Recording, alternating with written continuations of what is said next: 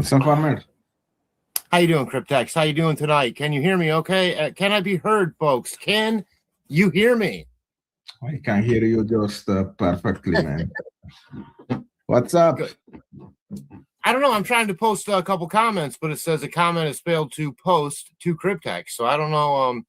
I'm pretty sure I'm not blocked. I don't know. Maybe I'm just having some technical issues. Of course, I don't need to be posting in the chat. Why? Because I'm on the fucking show. So how you doing tonight, Cryptex? Just fine, man. Just chilling. Nothing prepared. I just wanted to go live. Farmer is here. Yep. And you know I literally just walked in the door, man. Fishy is in the chat. Maybe Fishy should call as well. It's gonna we have to have a coming together of the creative class. And if you guys want to boot me out, while you guys all get together, that's fine. You know, I don't mind. That's gonna be the dynamic trio: Farmer, Fishy, and Cryptex. Yeah, I am talking to Skip Jansen did leave, and he even mentioned you, Cryptex. He was in the post. I posted in my, the comment section or whatever on my channel, the community section, I mean to say. And I am pondering over the ski mask incident that I've been slowly investigating. Or should we add an S on there? Ski mask incidences, if you will.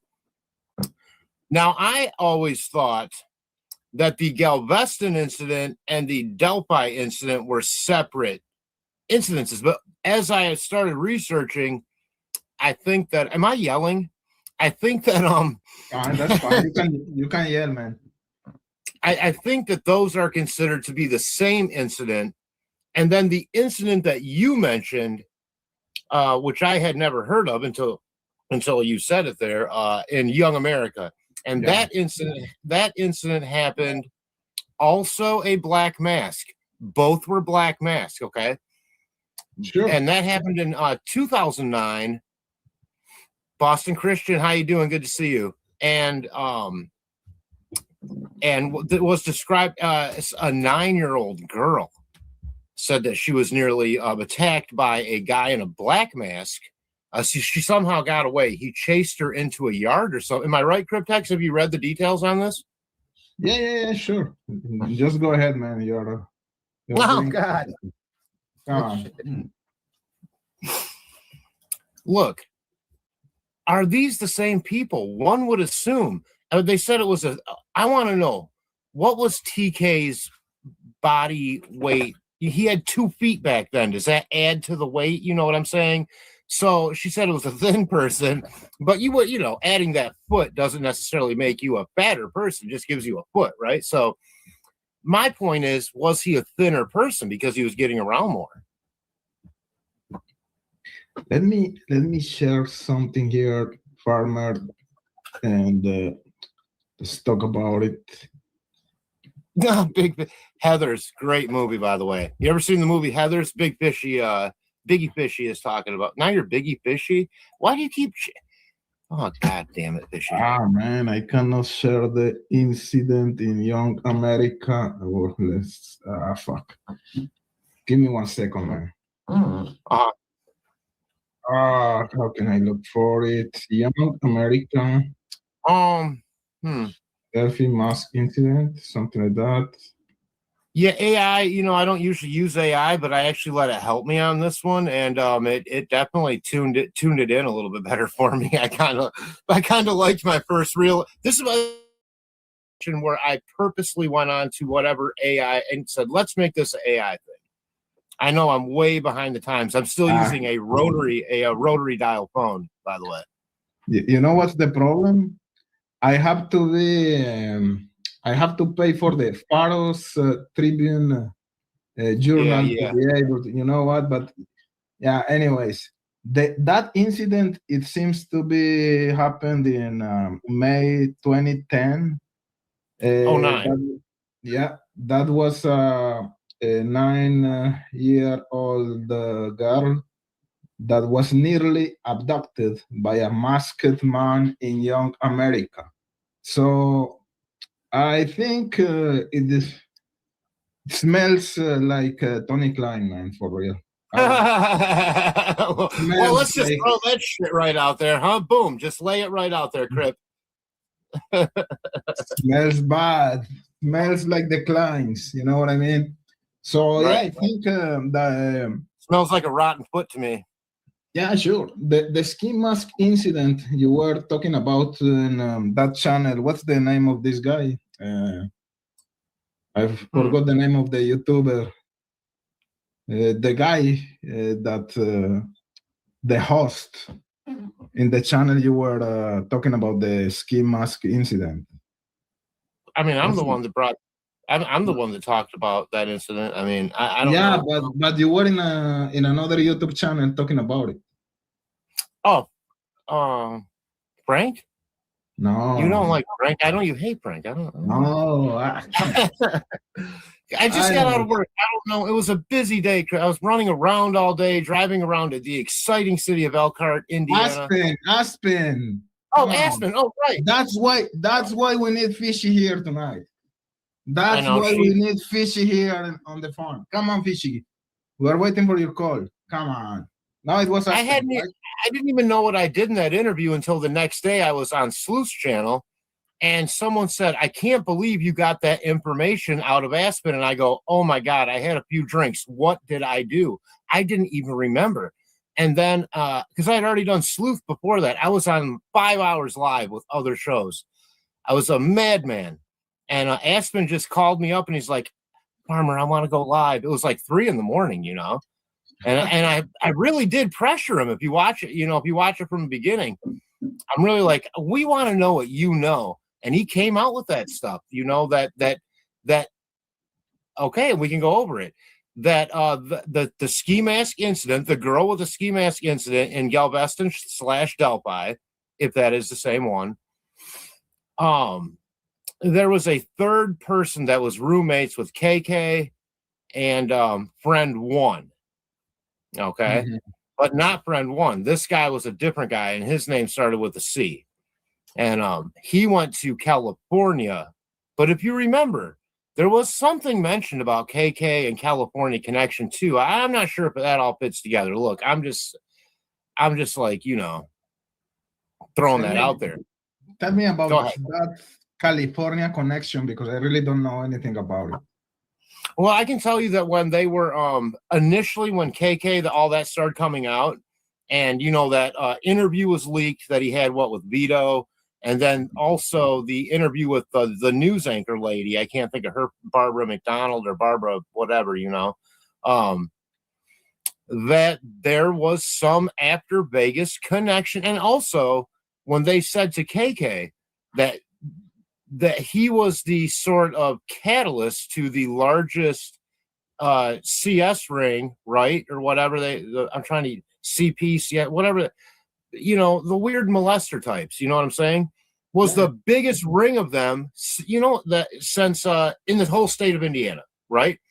Sure. But then I saw a map that showed little red dots, and these connections between Delphi area, let's just say Peru, all that whole area, right? Lafayette, Kokomo, all that whole area.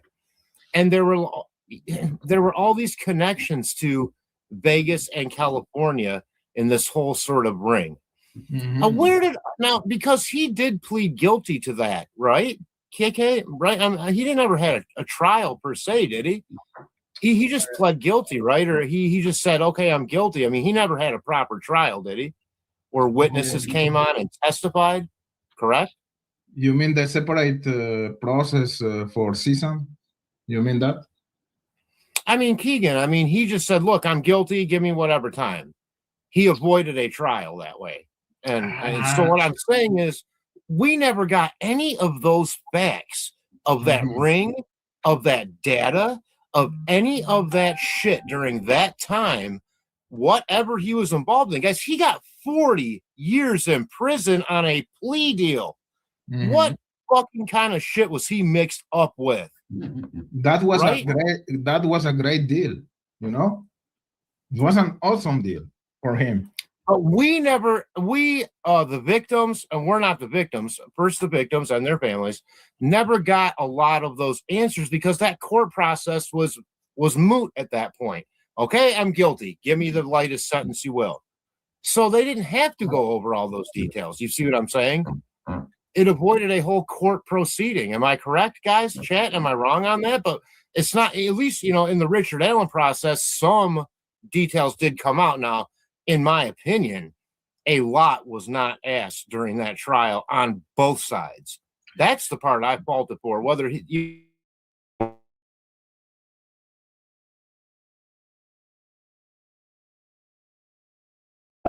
That's cool. That's what I need tonight because I'm not very well spoken tonight. So you can handle the show tonight, Farmer. No, but what I wanted to say is that in that separate case from Delphi, in regards of Keegan Klein, the CSAM process, let's say, there's a lot of material there. There's a testimony of one of the victims of Keegan Klein, and there's a lot of information in that testimony. I don't know if you remember. It's clear in that testimony how was the modus operandi of Keegan Klein. He was sending money to the victims. He was trying to obtain the addresses of the victims. He was trying to meet the victims. So he was masturbating in a video chat with 4 black. I'm sorry. I start with the accent. With the accent, I just want to clear that up. Did you say masturbating? In a video chat? Okay. And he was not alone. He was with 4 other guys, all of them black. 4 black guys with Keegan Klein, video masturbating to that victim. Consider himself the underdog. It's crazy. that testimony. I've never heard that. I have no idea what the fuck you are talking about right now. Please tell me what you're talking about.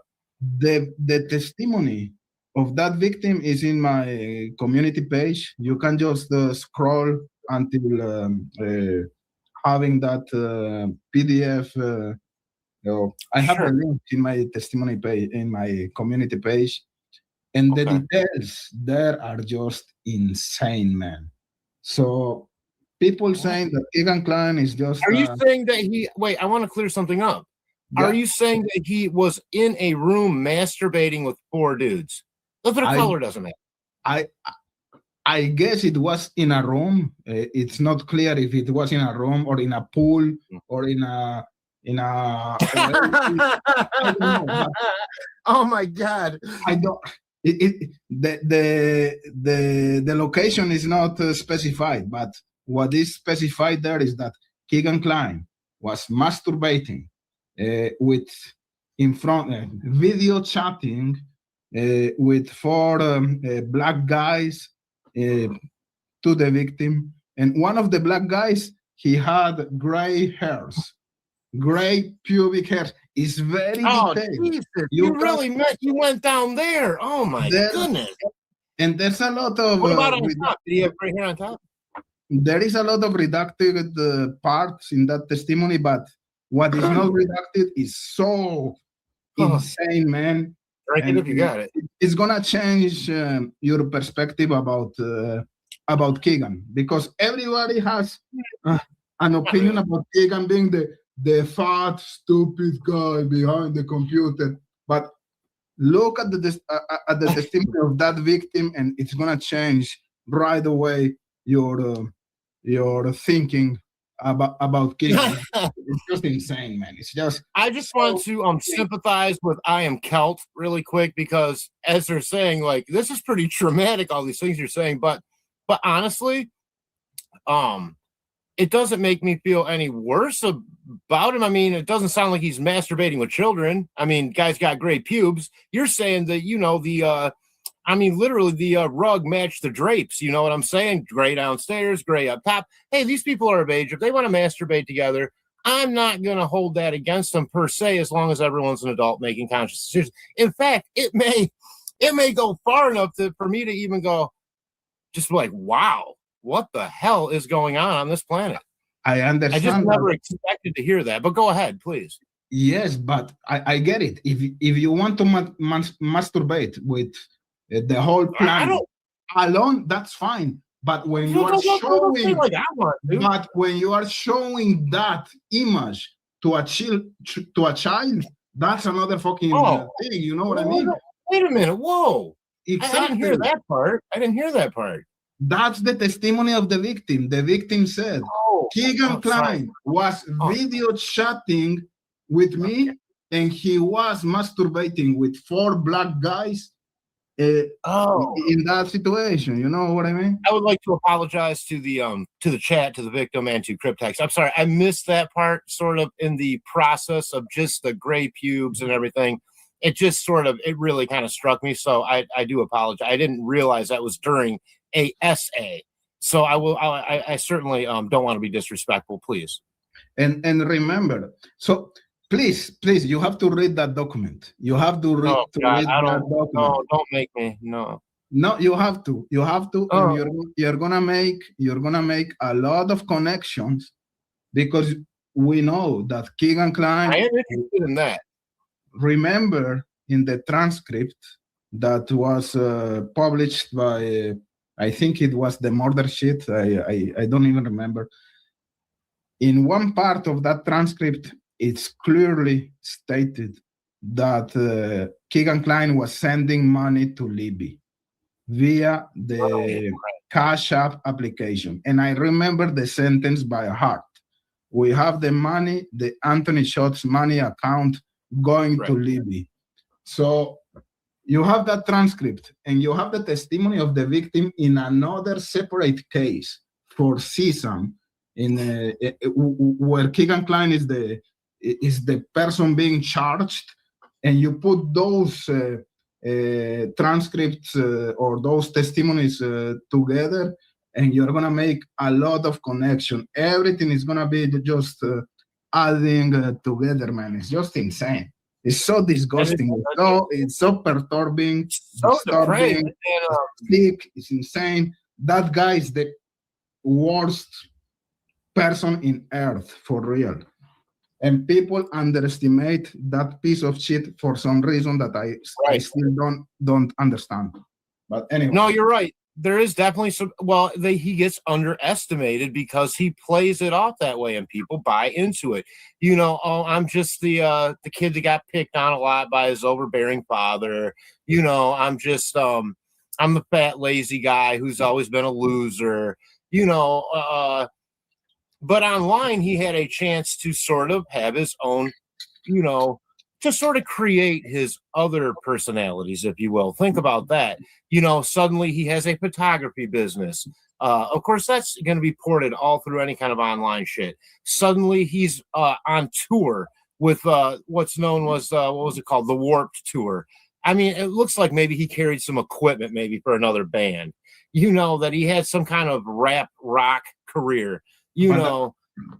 Which was fake for... I mean, Jesus Christ. And then you got the Anthony Shots thing itself, you know, so it's like the whole fake thing. And by the way, can we talk about, and I know people have brought it up before, but we have not mentioned it in a while. How coincidental is Anthony Shots when you consider that is the neighbor across the street's last name, and Keegan was friends with that son? I mean, do you think maybe someone was stealing someone's Wi-Fi and maybe trying to blame some shit on someone else? You know what I'm saying? I don't know. Repeat that. It's interesting. Can you repeat it? Elaborate a little bit? Okay. Yeah, right. So after they got their house raided and they became part of the news again, because the first time I think that guy was kind of out. It wasn't until later after Keegan was interviewed that it became sort of in the lexicon of news, right? Yeah. So then they started going around to neighbors at that point, news organizations interviewing neighbors and so forth. And they happened to interview Callista Shots, 2 T's, SHOTTS, who is a neighbor, I believe, across the street, or if not directly, kitty corner across the street. And she even commented that she'd have a beer with Tony once in a while, you know. But when she heard all kind of funny shit was going on, she couldn't believe that, that they mowed her lawn and all this shit. I bet they mowed her lawn. And also, but her son, knew Keegan. I'm not sure if they lived together. It's hard now. The memory is, a little bit much, but anyways, so I just wonder, okay, their last name is Schatz. And are you talking about Callista Shots? Yeah, Callista, yeah. It's crazy, yeah. It's the same family name of Anthony Shots, Callista Shots. Just very, very curious, coincidental, you know what I mean? Yeah, and I read some other shit online too, more social media level stuff that is like relatives of hers, and they had kids that maybe got around somebody in that house across the street, and maybe something happened. Just really weird, constant depraved shit from adults to basically, it involves a lot of drinking, apparently drugs, because she's, I mean, she definitely looked like she had a few beers with Tony over the years. I mean, Tony lived in that house, TK rather, lived in that house a long time, Big Fish, go ahead and read this if you want, Cryptex. Okay. Sorry, I don't have my glasses here. Oh, I can read it if you want.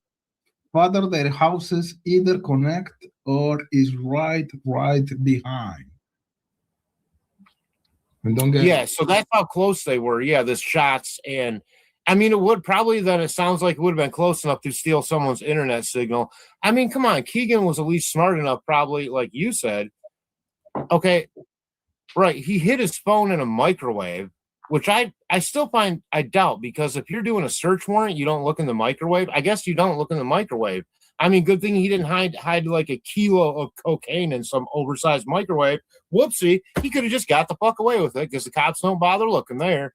It's just awful funny, all the coincidences. And then the day of the crime, and then even with where the ski mask incident happened, remember, he Googled that address the day before. And don't forget the depraved shit that him and his dad were Googling while they were in Vegas. And I mean, they put together some search terms that would make a really bad person blush. You know what I mean? Like, they were just disgusting.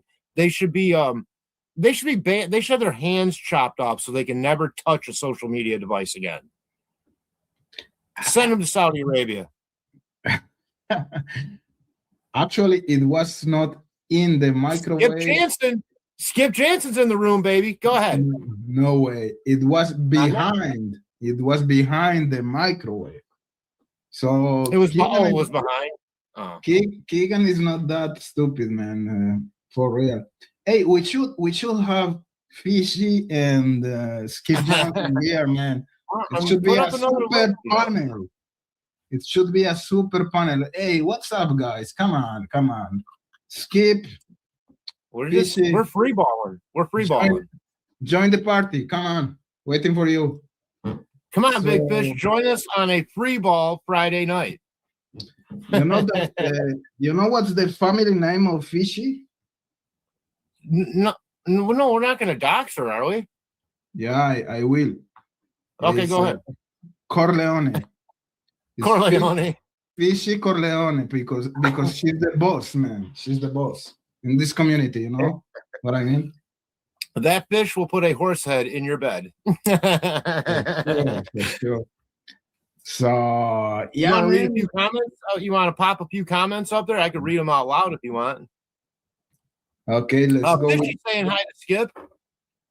Oh shit! Give me a second. I lost my screen. I wait for you now.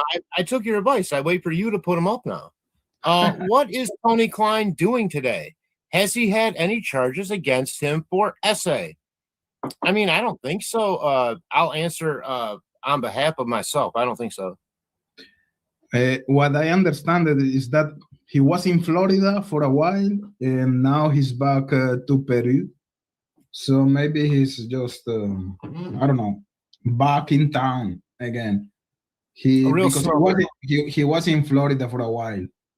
And in another channel, there was this girl. I forgot her name, sorry, but she knows a lot about the case, and she was telling us that Tony Klan is back in Peru. Oh, he's back. He's back in Indiana. Yeah. I just want to say, because I live like on the border. Look, I don't know anything. It's these guys that are saying that shit, TK. I don't know. I think you're probably a great guy. Go ahead. Let's see. I'm scrolling to. I am Kelt. Let's give him a call. Let's not do that. Let's really not. I mean, these people, you don't understand. I live around here. I already live on a property where there's a cold case. I shouldn't talk about it too much, really. This is a great question from Chester. Go ahead. I'll read it. When will KK get out of jail? We don't know because what about good time and all that? I don't know. 5 years. Are you serious? What are you talking about? Sure. Wait a minute. 2031 or 32, it's out of jail. And you can quote me here, farmer, and let's meet in 5 years, and you're gonna see that he's gonna be out. That's part of the whole negotiation he made with law enforcement. He's not gonna serve 42 years behind the bars at all. That was the negotiation, in my opinion. He's gonna be free very soon, for real. It's my opinion. It's my theory. I just want to say that the Warp Tour hasn't been the same without him. Move on to the next comment. I am Kelt. Maybe a nice Indiana judge can rule he doesn't have to file as an offender. Maybe I am Kelt. Also, I do live in Michigan, but I mean, when you're as close to Indiana as I am, Indiana has a way of sucking your soul across the border, you know? So I work in Elkhart all day. I mean, I pay Indiana taxes. I don't even know how that works. All my state taxes are going to Indiana. I don't fucking live in Indiana. They don't even have health care in Indiana. Skip Jansen wants to know how long we'll be live, and I'm saying, I don't know. That's up to Cryptex. It's his show. I'm willing to it's only 9:15 where I'm at. I think I have enough drink. I got a small one. 28, 29 minutes. So yeah, it's gonna be fine, Skip. But I got coffee. You have weed. Coffee? And weed, because why? I live in Michigan, not Indiana. If I lived in Indiana, I wouldn't admit that I had weed because they'd probably break down my RV door, you know? They got nothing better. Enjoy your weed, man. I do. I love a good combination. Coffee is like an accelerator. Weed is like a tranquilizer. So it's gonna be a good equilibrium. You know what I mean? What we refer to as a poor man's speedball. You know, I just skip the heroin and cocaine, and I go with the coffee and weed aspect. Hey, we have our good friend Hiawatha here, man. Hiawatha's here, yay! And Mustang's here. I want to say hi to Mustang. Mustang said something earlier that I wanted to comment to, but I forgot already. Shoot. Oh, she said Mustang said I'd rather be I'd rather be in prison than county jail. And you know what? That's not the first time I've heard that from people that have been in county jail and prison. And they always say they'd rather be in prison. Apparently it's just more professional, you know. And of the prisons, they always say the federal pen is the best, but in federal pen, you're doing real time. Whatever they say, if they say 40 years in the federal system, it's 40 years. There's no good time.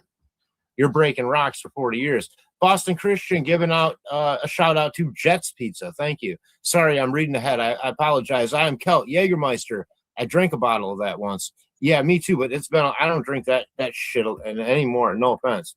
That's too strong. It's what do they call that? Anise or something like that. Licorice flavor, you know, black licorice. It's got that other name, you know. It looks like anise. It tastes like it's a good German shit, man. Chester is asking here, did anything happen after Peggy's premiere the other day after your live, Cryptex?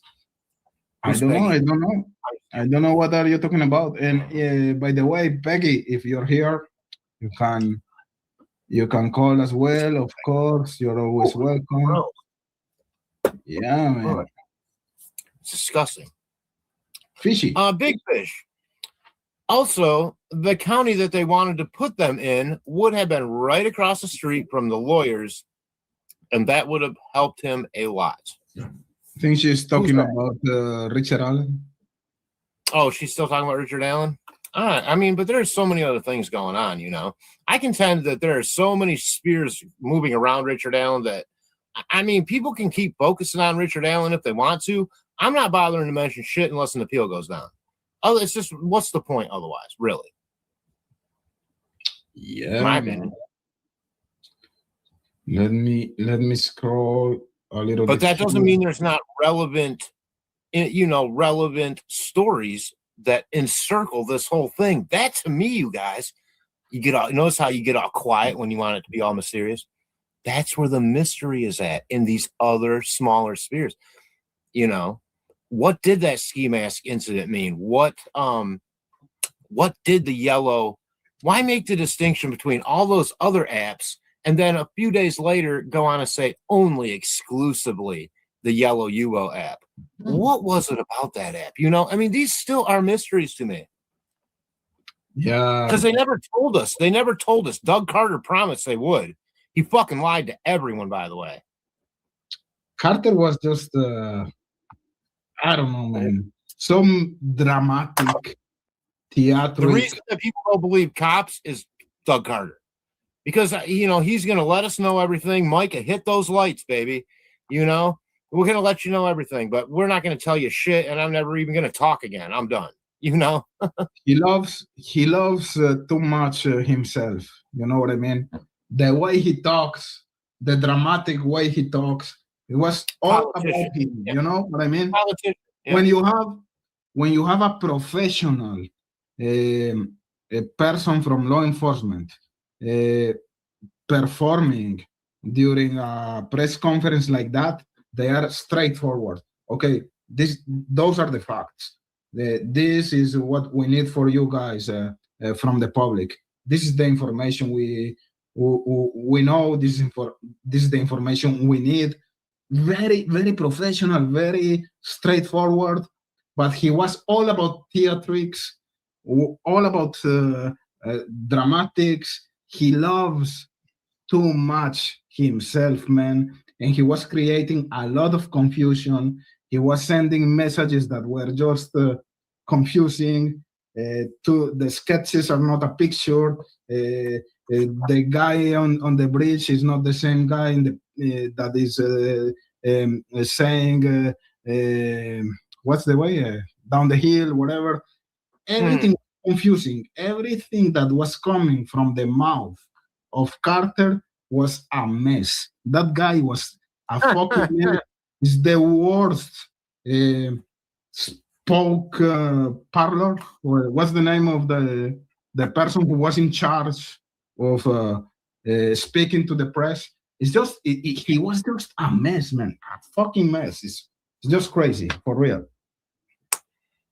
Anyways. Well, I mean, he just, you know, like anybody else in a PR position is going to basically placate the audience and say, you know, hope for softballs and say what people want him to hear.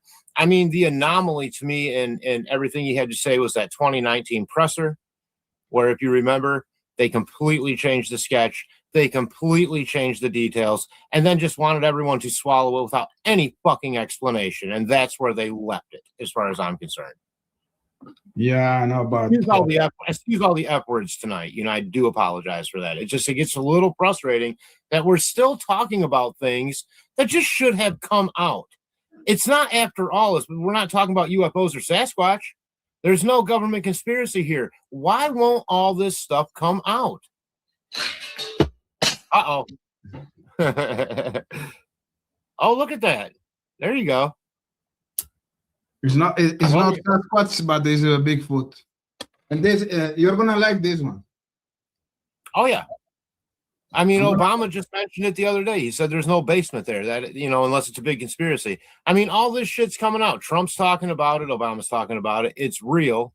And Obama just said aliens are real. It's all right. Throw it away. But he didn't. He followed up the next day with, "Oh well, you know, we have a big universe, so they must be real." That's bullshit. That's not what he said originally. Somebody got to him. And then the next day, Trump comes out and says, "I'm going to declassify this shit to save Obama," because he let out confidential information. It's all over the main news now. By the way, this is mainstream news now. We're not talking about YouTube anymore. We're talking Fox, ABC, NBC, whatever equivalent is in Canada, where they make the cheese and then show the news. I don't know what they do up there, but you know, we should do a live about that, man, next time for real. Anyways, you know. Let's come. Well, Mustang thing, in my opinion, everything. Well, because look at your profile pic, Mustang. But look at her picture, man. It's Doug That's Carter. what I'm saying. I mean, Mustang is a super fan of Doug Carter, and I get no, it. No. Time out. Go ahead. I think Mustang is Doug Carter himself. We have yeah. That's another good conspiracy theory here, man. Holy shit! We have Carter in the house. Carter is in the house. Yeah, man. I'm just kidding. Mustang, we love you. No, we do love Mustang. Yeah. Oh, absolutely. I've known Mustang probably as long as I've known anyone else. Since I've been talking to people on this box, because before this whole YouTube thing, I refused, like I'm still kind of doing with AI, but eventually I end up doing it, but I just refused, I had my real life friends. I wasn't going to be one of these people that was, masturbating with 4 of his friends, online, you know what I'm saying? So in front of a girl via. No, I left that part out. And by the way, to find an environment where you can actually talk to people in a real life way, like we are now, and the chat is with us, is nothing I thought is even possible on the internet. So it's really refreshing. I don't know. I am afraid to venture far away from it. I'm afraid the other experiences on the internet or talking to real people, whatever, is going to ruin what a good experience this whole thing has been, my opinion. I worry about that. What about this comment from Chester? The Shack. I don't know. B52. Now go ahead. Well, the Shack, I just don't know. Again, maybe Mustang could answer, but the Shack is also a book/movie. So is he referring to the shack that used to be by the trails as a physical place? Is he referring to the movie which he's speaking about, or is he trying to get to like I said, maybe a more pointed or typify that structure that's there? Is he typifying a physical structure, or is he using that book/movie as hyperbole for proving a larger point? I don't know. I think it was a physical structure, and when you watch the interview of Richard Allen, that interrogation that was made to Richard Allen by Jerry Holman, Richard Allen talks about the shack, and he talks about the shack, and he makes a connection with what's this guy, the flannel shirt guy? What's the name? Dave McCain? No, Dave McCain. Oh yeah, right. There's something about the shack in that interrogation, in that interview of Richard Allen. He talks about that. So I don't know, man. It's just interesting. I mean, if you ever looked up like I did, like if you look like say the history of Delphi area, there's a whole documentary about the McCain family starring the McCains. Very odd shit, very culty, and of course we know that right in that same area, and in fact, I do believe encompassing now at this point, at least in terms of a continuous green space, is part of the Mary Gerard Nature Preserve. Who was Mary Gerard? the McCain's mom. She donated the very land that it's all part of. You know, Deer Creek, a valley.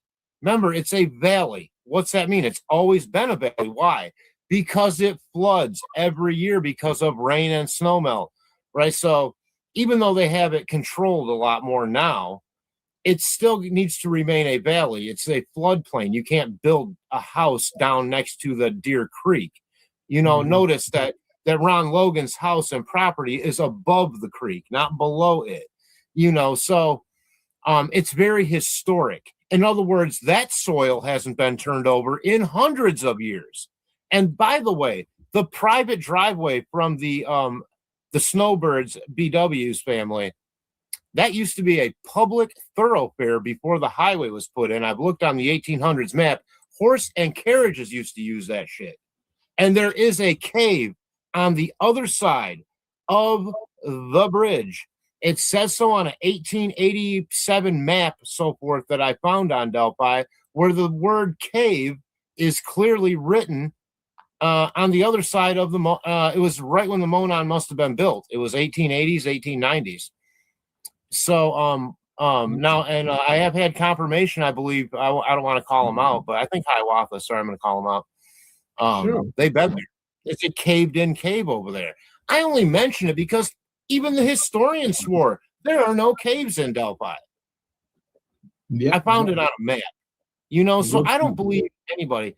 Why are you leaving, Mustang? Mustang's leaving. By the way, if you want to put the link back up, maybe Skip Jansen will call in. Yeah, he's back. We're waiting for Skip, man. Skip, he's back. He is back. He is back, man. I think. Move your ass. Just kidding.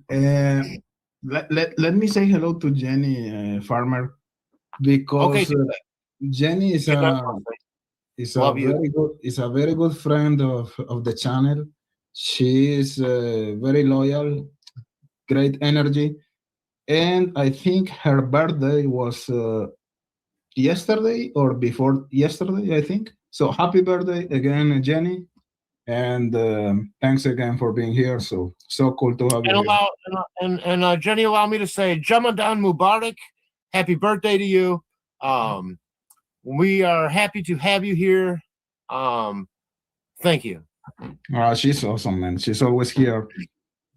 Even when I do music, live streaming or whatever, she's here dancing, and she's great. She's awesome. You don't know if she's dancing. You can't see if she's dancing. What are you saying?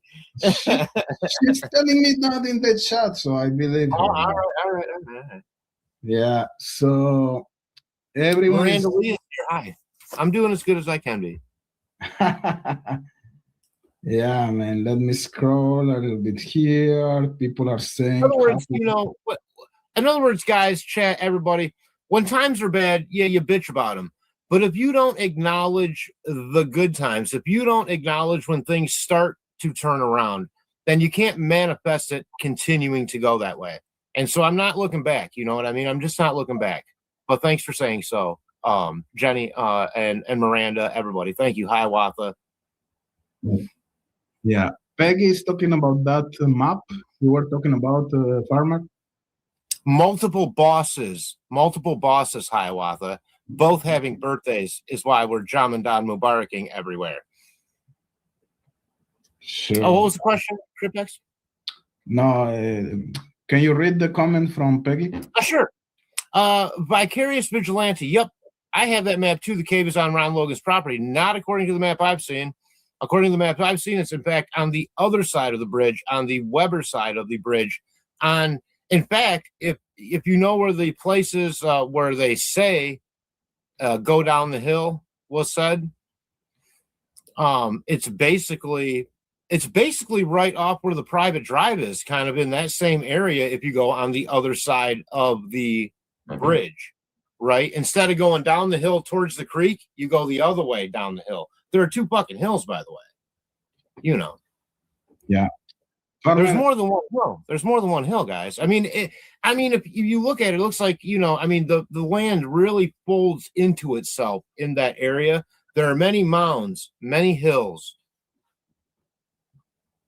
Yeah, now we can talk about it in our next live, man. Just to share different informations. Let's say you're gonna be in charge of the live for a minute. I really need some glass because this shit without glass is not the same. So I'm gonna go for some glass. Guys in the chat, Farmer is gonna be in charge. So I'm gonna come in. Can I put up comments? 1 minute. 1 minute. Oh, I'm so nervous. I don't know what to do. I just don't know how to put up comments, so I'll just read them out loud. Okay, my bad. I'm gonna go back here. Jenny's saying thank you, everyone. Well, hi, Watha. How many birthdays does my boss have? No, I have more than one boss, and they had apparently had birthdays in the same week or so. Belated Bana anniversary, Jenny. I'm not sure what that means, but hopefully you do. Hey, Miranda from I Am Celt. Thank you, UCC. Oh, goodness. You guys, I'm screwing this up if I can't put them up on screen. I Am Celt says to Jenny, dude. Oh, God, he's back. Thank God. Oh, I was hacking it up. I can't figure out how to put them on the screen, Cryptex. No, come on. Come on, get over it. Tell me about your dog, man. How's he doing? Oh, no. Oh, Jesus. Thanks for that, Buzzkill. Oh, the dog is fine. No, the dog's fine. I mean, I just haven't come to any resolution. We're still doing the baby oil. That's cost effective. It's expensive enough to buy the food, you know. Mm-hmm. Look, I mean, I love the dog. What am I going to say about the dog? You know, oh my God. I mean, he's right here, you know. What's his name again? Thaddeus. He's Thaddeus. Hey, good boy. It's a little messy in my place. Sorry, you know, I'm revealing a lot here, you know. I'm revealing a lot. Oh, there's one of those boom boom sticks, you know, like all us crazy Americans have here, you know. They call me the well-armed liberal for a reason. I'm liberal and I'm well-armed. Awesome, man. Kisses to your dog, man. She's the best. He's the best. I love the dog, dude. I love the dog. The dog is 112 pounds of, you know, my RV doesn't even have those new slide out things that come out where it widens the place, you know, like when your ass gets all fat, you know what I'm saying? My ass has to stay skinny because I'm in a narrow area. This is not appropriate, really, in my opinion. I take the dog for multiple walks daily. Okay. But I don't just have time to be walking a dog every day 3 and 4 times, although I do it. I could be making more money. I need to get out of the RV, then get a dog. I did not ask for this dog, Cryptex. Are you saying you want this dog? Do you love this dog? Send him to me, man. I'm gonna take him. I will drive him there in my Toyota Camry. Just do it. Just do it. No, I know it's hard sometimes. Yeah, man. I love the dog, man. I hug him, I kiss him, not in the mouth, but just like on the side, you know, on the cheek. And I love him so much. And I know, and I even get sad if I think of his face when I'm not here. I will start crying. It's cute when he poops, you know, the whole deal. But I cannot have a 112-pound dog in this RV that's not my dog. And that needs vet care, in my opinion. And we're still working on that, but there appears to be no resources in Cass County. I have reached out. I have made some of those contacts only to have a boot in my face. You can put some announce in Facebook or something like that. People are willing to adopt dogs, man. Yeah. Try that. Whenever. I'm going to find a nice wet market for the dog, you know. Yeah, man. Let me. I don't just trust. But Cryptex, I don't just trust anyone to be taking the dog. I love the dog. So this would be like this sort of pre-interview process. I'm not just going to give the dog to anyone that wants to take the dog. What if they're hungry? There's a lot of maniacs there, man, for real. Exactly. I never know. can I brag about my shirt? There's this question. There is this question from Chester. Cryptex, tell us about your shirt. Really cool. Thank you for that. So it's this is an alien, of course. Allergic to humans. Like, alien. That's good, man. I have that one. Those fucking humans. Area 51. I just love. I mean, but Cryptex, in the 60s we had hippies. Now there were hippies, and then all of a sudden there are hippies that are wearing Nikes and driving Ford Explorer Eddie Bauer edition. My point and question is, are aliens in this subject matter something close to your heart, or is it just a trend or something that you find to be a cool pattern on the wall or on your shirt? Or does this shit you really think about? Because Montreal, wherever you're at, has a lot of mysterious shit, by the way. I know a lot about a lot. Of course, man. I don't know how to answer that. I don't know. I think that maybe I don't know, man. We need a total different show about that for sure. It's hard to answer. I don't know. As I told you the other time, man. I don't buy aliens coming to our planet in a mechanical ship. You know what I mean? That's not the way. How can I say this? Another civilization better than or more developed than our civilization, they are not gonna use a mechanical way to come to our planet. They are gonna come back in another different way. You know what I mean? So when we talk about spaceships, UFO, something like that, I don't buy that. But don't they need something to drive once they get here, like renting a car? You know? Well, they just gonna float around in the sky. I need to finish my battle to talk more about it, man. No, but I didn't mean to cut you off, because what you're saying is very relevant point. So please, I agree with you, but no, but that deserves another different show. You're right. It's a totally different deal, but it is worthy of a conversation. Don't you agree? Sure. At some point, sure, 100%, man. So okay. Let's come back to the conversation here. We are still waiting for Skip Jansen. I seen in the chat about 20 minutes ago. I said put up the link, but no one did anything. You still have like 5 minutes, man. Waiting for you. Just kidding. So what do I know? Okay. What do you think about the whole Rizzy Davis situation today? I'm not even really aware. I mean, it's never been part of my so I don't know what it is even, really, to be honest with you. I know I've heard the name a million times. I don't think he's a good person, right? He's not like a good guy. He's a bad guy, right? Why do you think he's a bad guy? Because whoever is a good guy that gets mentioned as much as this guy when it comes to Delphi, come on. I mean, what? He's a hero somewhere? I doubt it. What has he done wrong? Is he the leader of some gang? Is he Odinite? Or what's going on? Did he molest someone? Did he murder someone? What happened? He's not a killer. He's not a pedophile like Keegan Klein.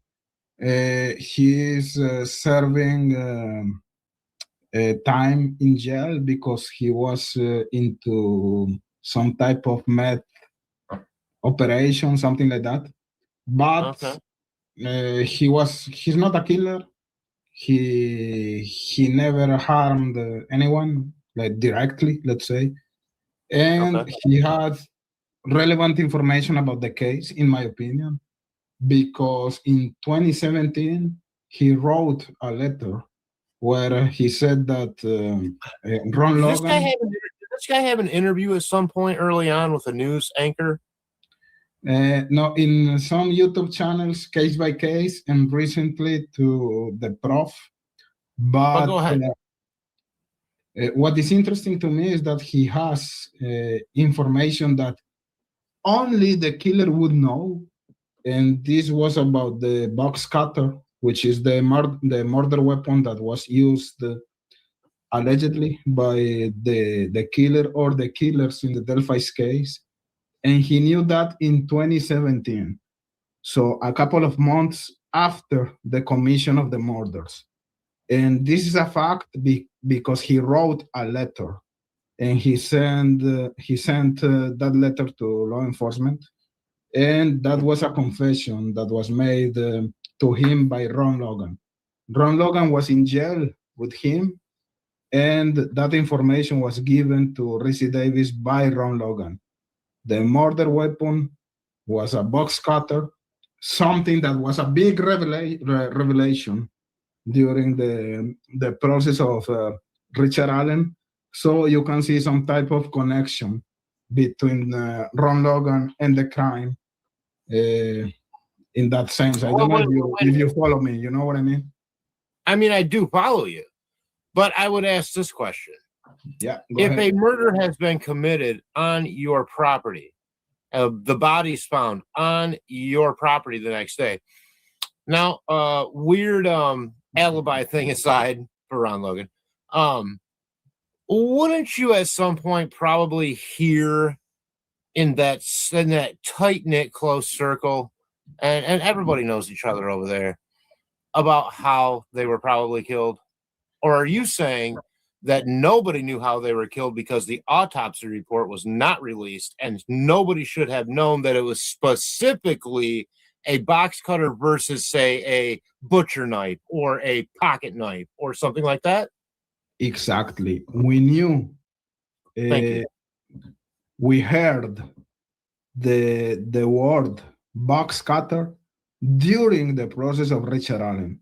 And that was a way to try to tie Richard Allen to the murders by the coroner, the guy who made the autopsy, who was the Dr. Carr, if I remember well. He had like an eureka moment during the process, not before, because when he conducted the autopsy, he never talked about the box cutter. The theory was that two different murder weapons were used to commit the crime: a serrated blade and a non-serrated blade, based on the nature of the injuries that were inflicted to the girls. But that testimony that was made during the process of Richard Allen came back to 2017, and that's when this guy Rizzy Davis was talking actually about a box cutter, and that was an information that was given to him by Ron Logan. So it's really interesting. It's not irrelevant, in my opinion. Sure. You know what I mean? No, I mean, no, I'm right. Yeah, no. Go ahead. Vicarious Vigilante says the coroner didn't even know until close to trial, which is highly suspicious. I agree. That is highly suspicious. I didn't know that, but I agree it is highly suspicious. It is. And man, I don't know. Vicarious correcting to say, though, the medical examiner, not the coroner. Of course, the coroner would have been the one to diagnose, actually, not diagnose, but what would you call, record the what their opinion, their professional opinion of the method of death was. The medical examiner, apparently, sometimes they are the same person, the coroner and the medical examiner. In this case, must be different people. And sometimes one isn't privy to the same information as the other. Not everything is a Quincy moment. Yeah. Starring Jack Klugman. Great show.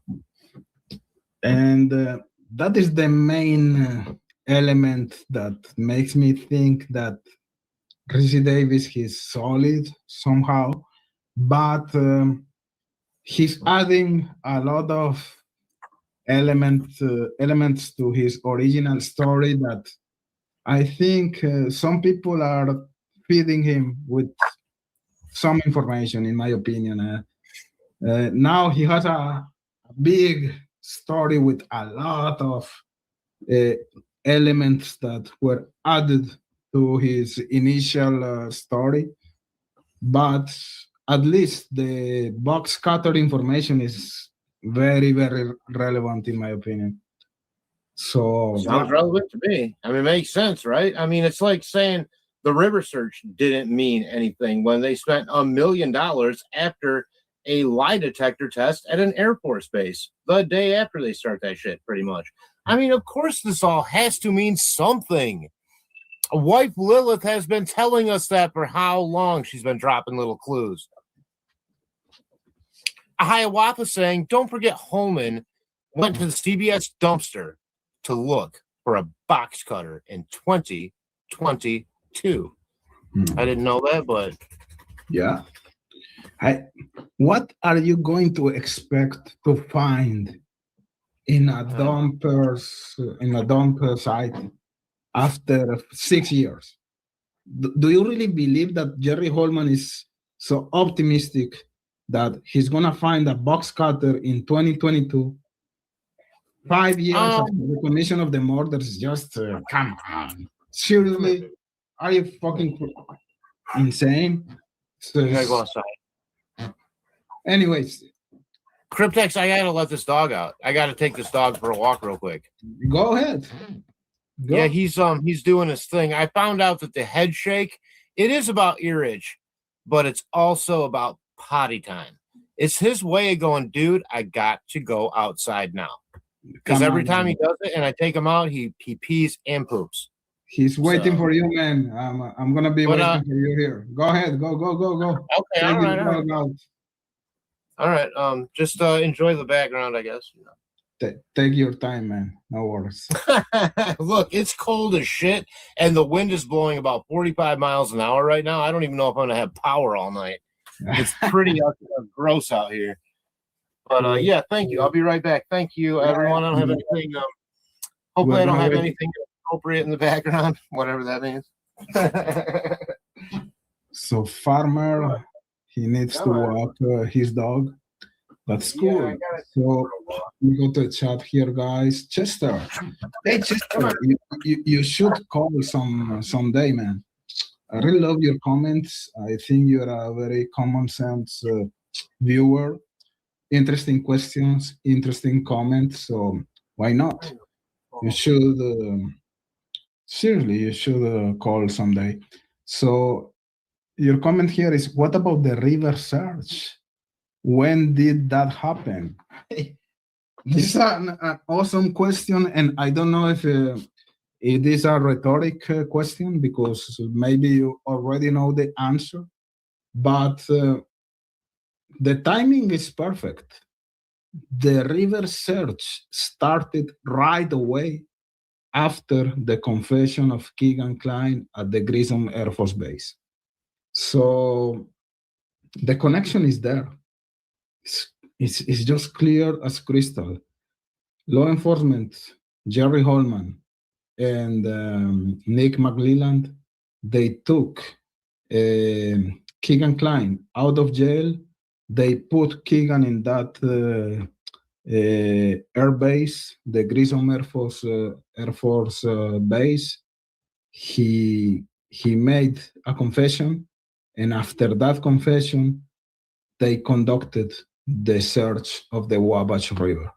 You know that, in my opinion, Keegan Kline, he gave the name of Richard Allen to law enforcement. It's common sense, guys.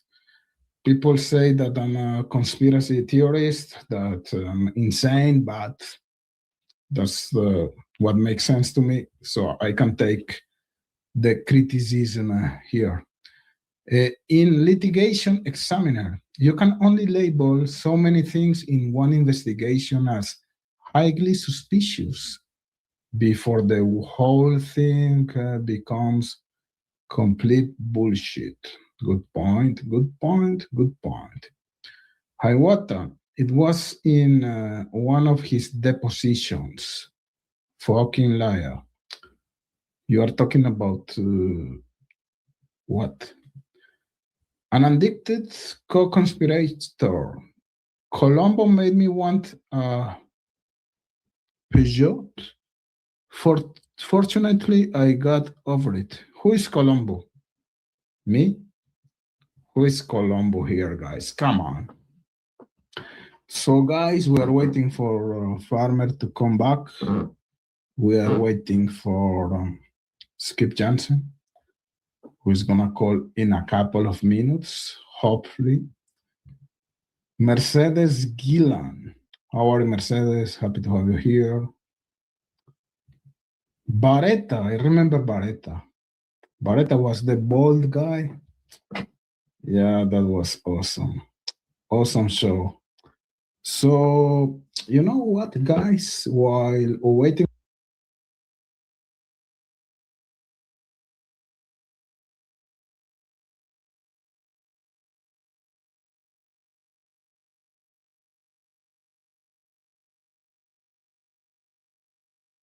he takes me for the walk, and I say he takes me. He's over 100 pounds. He's a big dog. Where he takes me for the walk, you know, is where the house used to be before it burned down, and it's very swampy out here. It turns out that I'm in what's known as a meteorite crater. It's called Calvin 6, I think, and it's actually kind of a famous meteorite crater. It was a big impact, and that's why the ground is so hard here, but also low lying. So it's like a swamp with hard ground, which makes no sense. And when it gets wet, it turns into a weird cement, and you just get stuck in it. It's terrible. Okay, I got it. Nothing about me. That was a good break, man. I was playing some music while you were out with your dog. I love music. Yeah. So we have Noy here. Noy, he was in jail with Kick and Klein at one point. So he has some good information about Kick and Klein, for sure. Okay. People are talking about the show Colombo, the private. Great show. Great show. Do you remember that? Of course, yeah. Yeah, that was Peter Falk. That was Peter Falk who played Columbo, and kind of a it was just super funny. It was super funny, but he always figured it out at the end. You know, I mean, you had to love Columbo. I mean, he was great. Yeah, and you just fell in love with the guy. You really did. Sure. Skip Jansen's in the room. I want to know the name of the ISP officer that JSD said suggested Murder Sheet to cover the Delphi case. And it's a fair question, Skip. Okay, if Skip Jansen is here again, maybe it's because he's maybe more available than before. So I'm gonna drop the link again, and you know what? You can. Can a brother get a link? Skip is like a vedette, a VIP guy here, man. Cool. Yeah, absolutely. Farmer, a question for you, man. Okay. The link is here, so I think Skip is calling. Cool. What do you think about the murder sheet? Do you think the murder sheet, those podcasters, were they some type of media weapon from law enforcement? Do you have an opinion about that? What do you think about it? I mean, I didn't really have an opinion about it until everyone started talking about it. I mean, why is everyone talking about it? Is that something that's been suggested? I guess I did see that now. I mean, would it shock me that either side at some point would use social media to their benefit for their side? No, it wouldn't shock me. So, I mean, enough said about that. If they have a direct link, if they were asked by ISP to do stories and were fed information, I would have a fucking problem with that, in my opinion. I really would. I think that's going to be going over. That's what we call a defunct bridge too far, Cryptex. So I would have a problem with that. Now, however, would I have a problem with either side, say during a trial, using public information that's out there on the airwaves to whatever advantage they could? Of course not. But that's not exactly what we're talking about. What are your thoughts? it's very suspicious that they were always the first media to have relevant information, and it was always like in favor of law enforcement. So I don't know, man. I think let's drill down on that. I'm gonna say the word here. I'm gonna be transparent. In my opinion, they were kind of hired by law enforcement for real. That's what I think. But I'm asking to drill down on that a little bit specifically, because you said, what are your more specific examples where you think this may have happened, or what are you citing as a specific example of why you think that is? But everything we know about Keegan Klein, basically, we know it because of the murder sheet, because they released the transcript of that interrogation, and the excuse at the time was that there was a clerical error, and because of that clerical error, that glitch in the network, they were able to find by magic that transcript. You know what I mean? So yeah, it is all coming back to me now that you're saying it. It is coming back to me, Cryptex. It is awful strange. Being that the excuse they used was that he was a lawyer and maybe had access to and he, being the male counterpart on Murder Sheet, was a lawyer who potentially, although not a criminal lawyer, I don't think, who may have had access to certain websited material that would have been maybe passworded, that only lawyers or that certain levels would have access to, right? And they are always licking the balls of Holman, of Nick McClelland. Zero criticizing. You know what I mean? When you are, can I clarify for your fans? You said licking the balls of, right? No, you think so? Yeah? When you are an independent media journalist, let's say, you are kind of neutral. You know what I mean? But they were never giving any type of critic against law enforcement. They were always on the side of law enforcement, and that was very, very suspicious to me.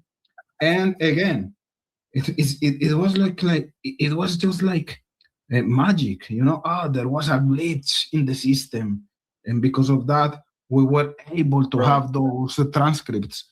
It was like a clerical error. It's something that is hard to buy. Now they are selling their book about Delphi, making money about Delphi. So there's something kind of smelly there. You know what I mean? It's not, Skip is here, man. So, man, Farmer, I'm going to give you the honor to welcome our good friend Skip here. I was pretty sure you were going to say it was time for me to go. Okay, good. All right. Hey, everybody, welcome to the show. One Skip Jansen, who was a Skip. You may have two apps open right now. Responsible for a well-known documentary series called Under the Bridge, a 3-part series that came out with, I believe, Skip, tell me the show that came out on initially. What's talking about? Sorry, I was trying to close down YouTube. It was August the 2nd, 2021, when I was on True Crime Garage. True Crime Garage, right? Yeah, and it was a 3-part series. It's called Under the Bridge, and what it basically was is we examined a theory that I had come up with about a witness who had come forward to law enforcement, and somebody known to be on the trails had come forward as a witness, and it was about they deceived law enforcement, and that was a lot of things were based on what we'd been told. It was crime scene had been staged, so that's about deception. They deceived the girl, so it would make sense that he tried to deceive law enforcement by coming forward. And anyway, I came up with the idea that the reason he came forward to get ahead of us because we knew at least two people had seen somebody, right? There were two witnesses for sure because they're two sketches, and so that was kind of the basis of the whole theory. Hey, Skip. Hey, Cryptex. How are you, man? Happy to have you here again, man. Cool. Are you still in touch with the guys from True Crime Garage? I talk to the captain every once in a while. We had some information. Then one of the reasons is, and I haven't talked a whole lot about this, but I'll go ahead and tell you guys because it's going to come out after the show was after the episodes were put out. A couple of days, we got a call from the captain, and he said, "Hey, you need to see something here. I'm getting these emails from people saying that we've got it all wrong, that we're saying that DP was there at 3:00. His friends are telling us he got there at 1:30. So he said, what should I say back to him? So we verified who they were, and they all said, well, we said, well, the reason we said 3:00 is because that's what he's been saying on social media, and they said, well, that's not what he told us. And then when we had Shelby Hicks, it was the first time anybody had ever exposed Shelby Hicks as the guy with Daniel Pearson that day. It was always had been a big secret who the female he was with was. And so we had text from her grandfather that said she got there at 1:30. So we have 5 or 6 pieces of evidence, I suppose, or witness testimony that say they got there at 1:30, but that's not what they have said in trial or what she said. He didn't testify. But there's good reason to believe that he was there earlier. Okay, interesting. And it's just part of why. I think everybody agrees that the witnesses all pretty much have lied, at least those 5 that were out there about the same time. So why would 5 people lie as witnesses in a case of a double murder of 2 little girls? Does that make any sense? What kind of people do that? Not at all. Not at all, man. And those guys from True Crime Garage, are they still interested in the case or not at all? They were ended up when Richard Allen got arrested. They were on board with that, and they kind of took it from the standpoint of. And at first, when he got arrested, I figured, that must have got it right. But as everybody started looking into it, I started seeing too many discrepancies and too many. Things that just didn't add up. And so I started looking at it from a different perspective. And the one commonality I always kept coming back was that law enforcement is the one who have been leading the misinformation, doing it in a way that has been, it's definitely been, is the meaning or what the reasoning is to deflect from the truth and I don't understand that. There's the ineptitude that we've seen from the investigation, and then the corruption that followed. Are those two things? Did one lead to the other, or it's just. And as we go along here after the fact, I find additional things that maybe I missed the first time or just didn't pick up and put it together with. And there's just so much stuff that says that this conviction is not right, and that we need to be doing everything we can to try to get an innocent guy to jail. Sure, man. I was asking some questions to Farmer before. And one of them was about Rizzy Davis, and I want to know your opinion about it. What do you think about the whole Rizzy Davis situation, Skip? When Amy originally talked to him or whatever, and the story, and I followed that a little bit, and so I didn't know. I usually give everybody the benefit of the doubt that they're telling the truth, but skeptical if it doesn't. I would say that the story's changed, and it seems to have gotten more tailored to what people know now, and so it's easier to tell a story that sounds legitimate. Yeah. But there's also things he said that were supposedly said early on that would lead you to believe that what he has some information that's true. So I don't know what to make of the totality of it, to be honest with you. I mean the same line with you, man. Exactly. Yeah. It's just hard to know because it's like, I'm not saying that because, people say, oh, well, he's a criminal, he's in jail. I'm not saying that. I give everybody an equal opportunity. I think he's just as likely to tell the truth as anybody else. But when the story starts getting bigger and it starts getting tailored towards what someone else wants you to say, that's pretty good sign that you're kind of you're talking to an audience, and that's when it starts, for me at least, getting a little less. What's the best word? Accurate, genuine, and so at that point you kind of have to ask yourself. It's like anything else when somebody is not being honest with you. When you find out someone's not being honest with you, you have to go back and reassess everything they told you. Is this person told me the truth? It's like people talk all the time about Kegan Kline you can't believe anything's a liar.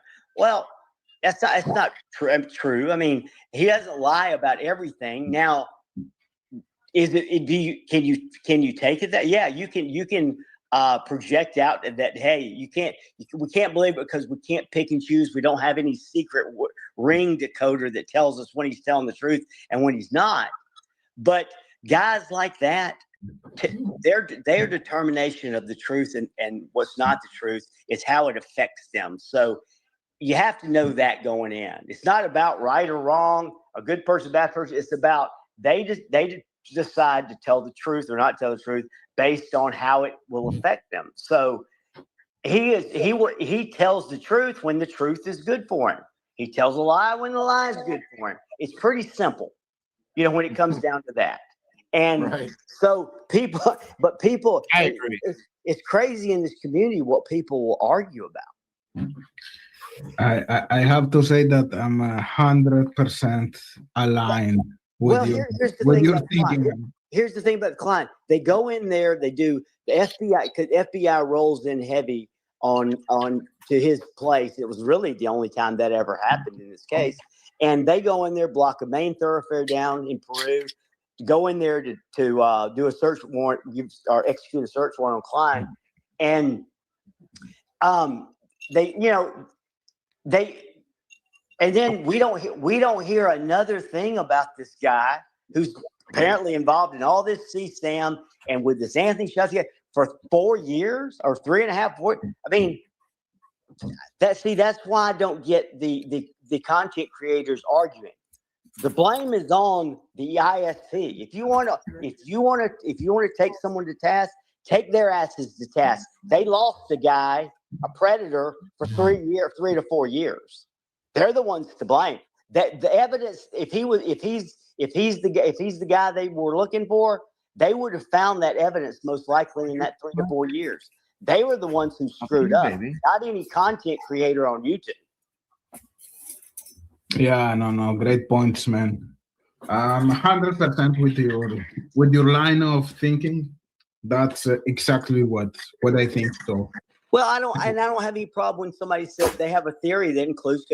I mean, okay, that's as good as anything else because of what we're dealing with.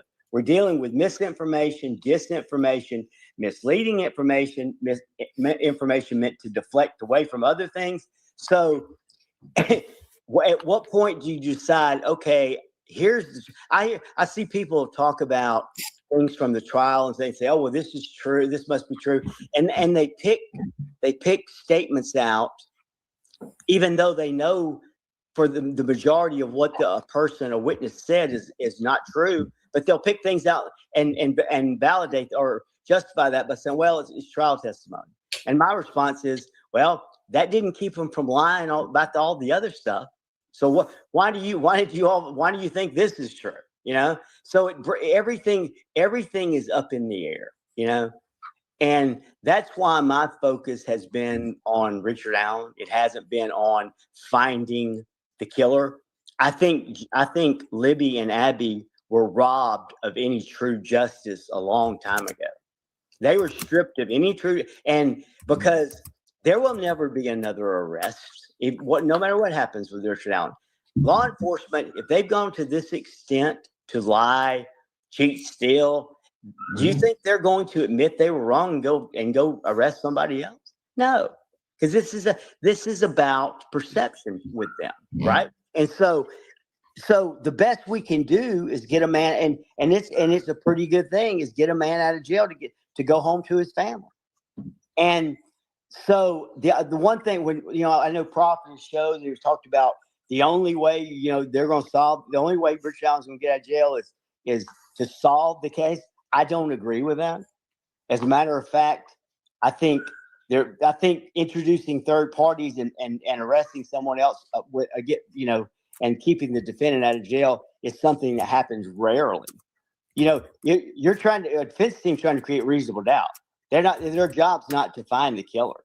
That's law enforcement's job. If law enforcement didn't get that done, it doesn't make the defense doesn't have to get that done to get their guy, get the conviction lifted or whatever. Now to get total exoneration, maybe, but a guy who's sitting in jail for the rest of his life, really probably, total exoneration is not something that is that important, I wouldn't think. I mean, sure, you'd like to get your name cleared and all that, but you want to get out of jail to go see your wife, right? I mean, that's what you want to do.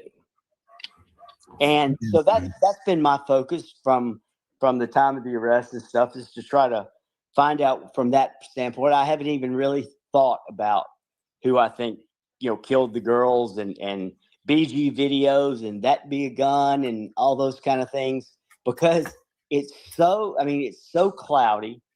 It's so ambiguous that the best we can do with that is come up with our own mind what happened and come to some kind of peace with that. And that's what we believe, because there is never going to be any kind of day of reckoning that's going to be where, everybody says, hey, it's a slam dunk, 100%, no question about it. This guy did it, or these two people did it, or this group did it, because that's never going to happen that way, unfortunately. And Abby and Libby got stripped of that, and that's too bad. That sucks. But I see all of us in this case blaming each other, and I don't know anybody in this case that stripped them of any justice. I see one law enforcement agency in particular who did a pretty good job of it. I think that's where the focus should be, where the blame should go. As someone who has a previously published Delphi theory, hi, I'm Derek Farmer, the host of my own show. Skip, I want to talk about aliens with you, man.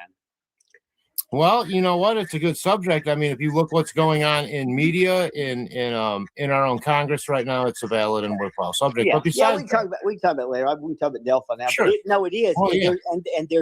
There's valid beliefs on that go on each side, and that's why if you have open-minded people, you can have a great discussion about it. It's true. Yeah.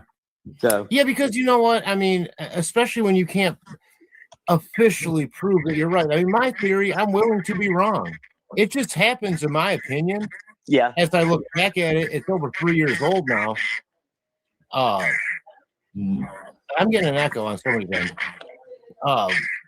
It's over 3 years old, but I think some parts of it may ring true. I really do. And Richard Allen is part of my theory. So you're right. Well, getting back to the aliens thing for just a sec, the fascinating thing to me about that is you have basically kind of two beliefs. You have the Christian religious beliefs that's a it's I mean, you couldn't have two more opposite ways that they go about the science community versus Christianity is a you have. Are you talking about the alien subject right now? No, you're right about that. Also, excellent. Is that you have a fact-based science group who spent $100 billion on trying to prove that God doesn't exist by trying to find the God particle, right? And you have a faith-based group that doesn't have to prove anything because it's based on faith. And so you have two totally different ends of the spectrum. And I think it just makes for a good conversation. And it's but one of those is institutionalized in our own intelligence and military, and that would be one, in my opinion, something called what's known loosely as the Collins Elite. And they have been around, some say since the 40s, but I say it goes back to the 1890s. Remember, the Office of Naval Intelligence was formed in the 1880s, for the U.S. Navy. Okay, that was really America's first spy agency, their first CIA, their first all that shit, right? Right. Assassination team, the whole deal. And then suddenly in 1896 and 1897, we have these giant airships that over 1,200 newspapers report, and that over 100,000 people saw, and one even crashed in Texas, and they buried a strange little creature. It's a whole deal. Yeah. But a patent attorney named George Collins took responsibility for that story by first saying that he was the attorney for the creator of this device, and then saying the whole story was bullshit. And later on in the early 1900s, he was convicted of perjury in a bigamy case and sentenced to 8 years in prison. Hiawatha requesting that Skip turn down your background noise, please. I'm turning it down. Is that better now? Skip's probably on some kind of weird head device, some kind of virtual reality, like some kind of weird fucking virtual reality goggles. I mean, who knows what's going on over there? I'm not a technology person, believe it or not. Let's see something here. I wasn't planning on this. That's right, Jerry. It's much better. It's much better now. It's good. Skip, it's good now. Okay. I would have had my good headphones. I would have been planning on it. But no, I agree with you, Derek. I think it's like, if you know the Bible and you know what Revelations and the end times and how you can see a lot of what is going on would fall into line with what what the Bible says, and it's like, because it's about deception. It's about because these alien creatures that one side says are fallen angels, what the Christian side says. So it's and there's just a lot of things about it that line up. So it makes for good discussion. At least it does for me. I would like to respond to a few people in chat real quick. I would like to say to Jari, hello. First of all, Jari, good to see you. Aurora, Texas. You're correct. It was Aurora, Texas, 1897. Judge Proctor's windmill was struck by one of these strange flying devices, which did offer faster speeds than were known for the day. I am Kelp, by the way. I am Kelp. Most airships in 1852 look like a gray balloon in the sky. What these people were describing were Jules Verne type airships. I mean, they may have well had big rows on the side of them, rowing their way across the sky at 300 miles from 0 to 300. Giant spotlights, the ability to hover cattle. Also, there's almost always a little guy with a mustache and a top hat as a conductor or some shit. So it's very strange. Very strange. And to say unindicted, you're correct that Teddy Roosevelt was all over it. He created the national park system for a reason. Yes, he loved the outdoors. He was an adventurer, but also he created it knowing that with that act, you could cover up places of anomalous activity, of buried secrets, and of the occult. Occult only meaning the unknown, for perpetuity, basically. And also, Teddy Roosevelt had his own orb experience at his vacation home on the coast of New York shortly before not signing a naval treaty that would have given Turkey a lot more naval power. And they cite that orb experience as part of his reason for not signing that treaty. We're talking pre-World War I. So thanks for bringing that up, unindicted. Hey, can you guys hear me? I just found some earphones. Is that better? Now it's perfect, Skip. Okay, Much yeah, better. I got the earphones though. Yeah, Awesome. perfect. No, like yeah, it's great to listen to you talk. There's a lot of things to talk about on both sides of that. I think it's interesting. Yeah. Speak softly, but carry a big stick is what Teddy Roosevelt said. That's right. And in fact, he is responsible basically for the buildup and the strength of the United States Navy. Yeah, they don't build them like Teddy anymore, do they? They sure don't. Who's Teddy? Teddy Roosevelt was a president. Okay. He was also the uncle of one Franklin Delano Roosevelt, who is the only president elected to 4 terms, only to die in office early in his 4th term from polio. I thought you were talking about that YouTuber Teddy. Also, Teddy Roosevelt is known as for breaking up the big banks at the time. This is before the Federal Reserve said, "Fuck that, we're going to go around you, create our own private industry, and fuck you anyways." But before that, he broke up the big banks and he really enacted a lot of monopoly laws. Teddy Roosevelt was a real American president. He was a badass. You're absolutely right. God bless Teddy Roosevelt. Yeah, agreed. Skip, are you in Florida right now? Yes, I am. How's the weather there? Today it's been the last couple of days. It's been a little rainy, but it hasn't been cold. We've been low 70s, so back kind of more closer to normal than it was, a month ago for sure. Cool. Let me ask you this. Yeah. We know that at one point our good friend Tony Klein was in Florida. Do you know something about that? Say that again. I'm sorry. Tony Klein being in Florida. I had heard it. I don't know what part he was supposedly in. I live in the Panhandle, which is the northwest part. Some people call it Lower Alabama, but I live in a vacation area or tourist area called Destin, which is so it's a second home type area, and so the winters are pretty not much down here, and then the summers, of course, there's traffic everywhere. So but I don't know. I remember hearing about it, but I don't know why. It seems like everybody escapes to Florida. Didn't Greeno didn't he go to Florida when he was looking for some shelter or something? And somebody else seemed to go to Florida.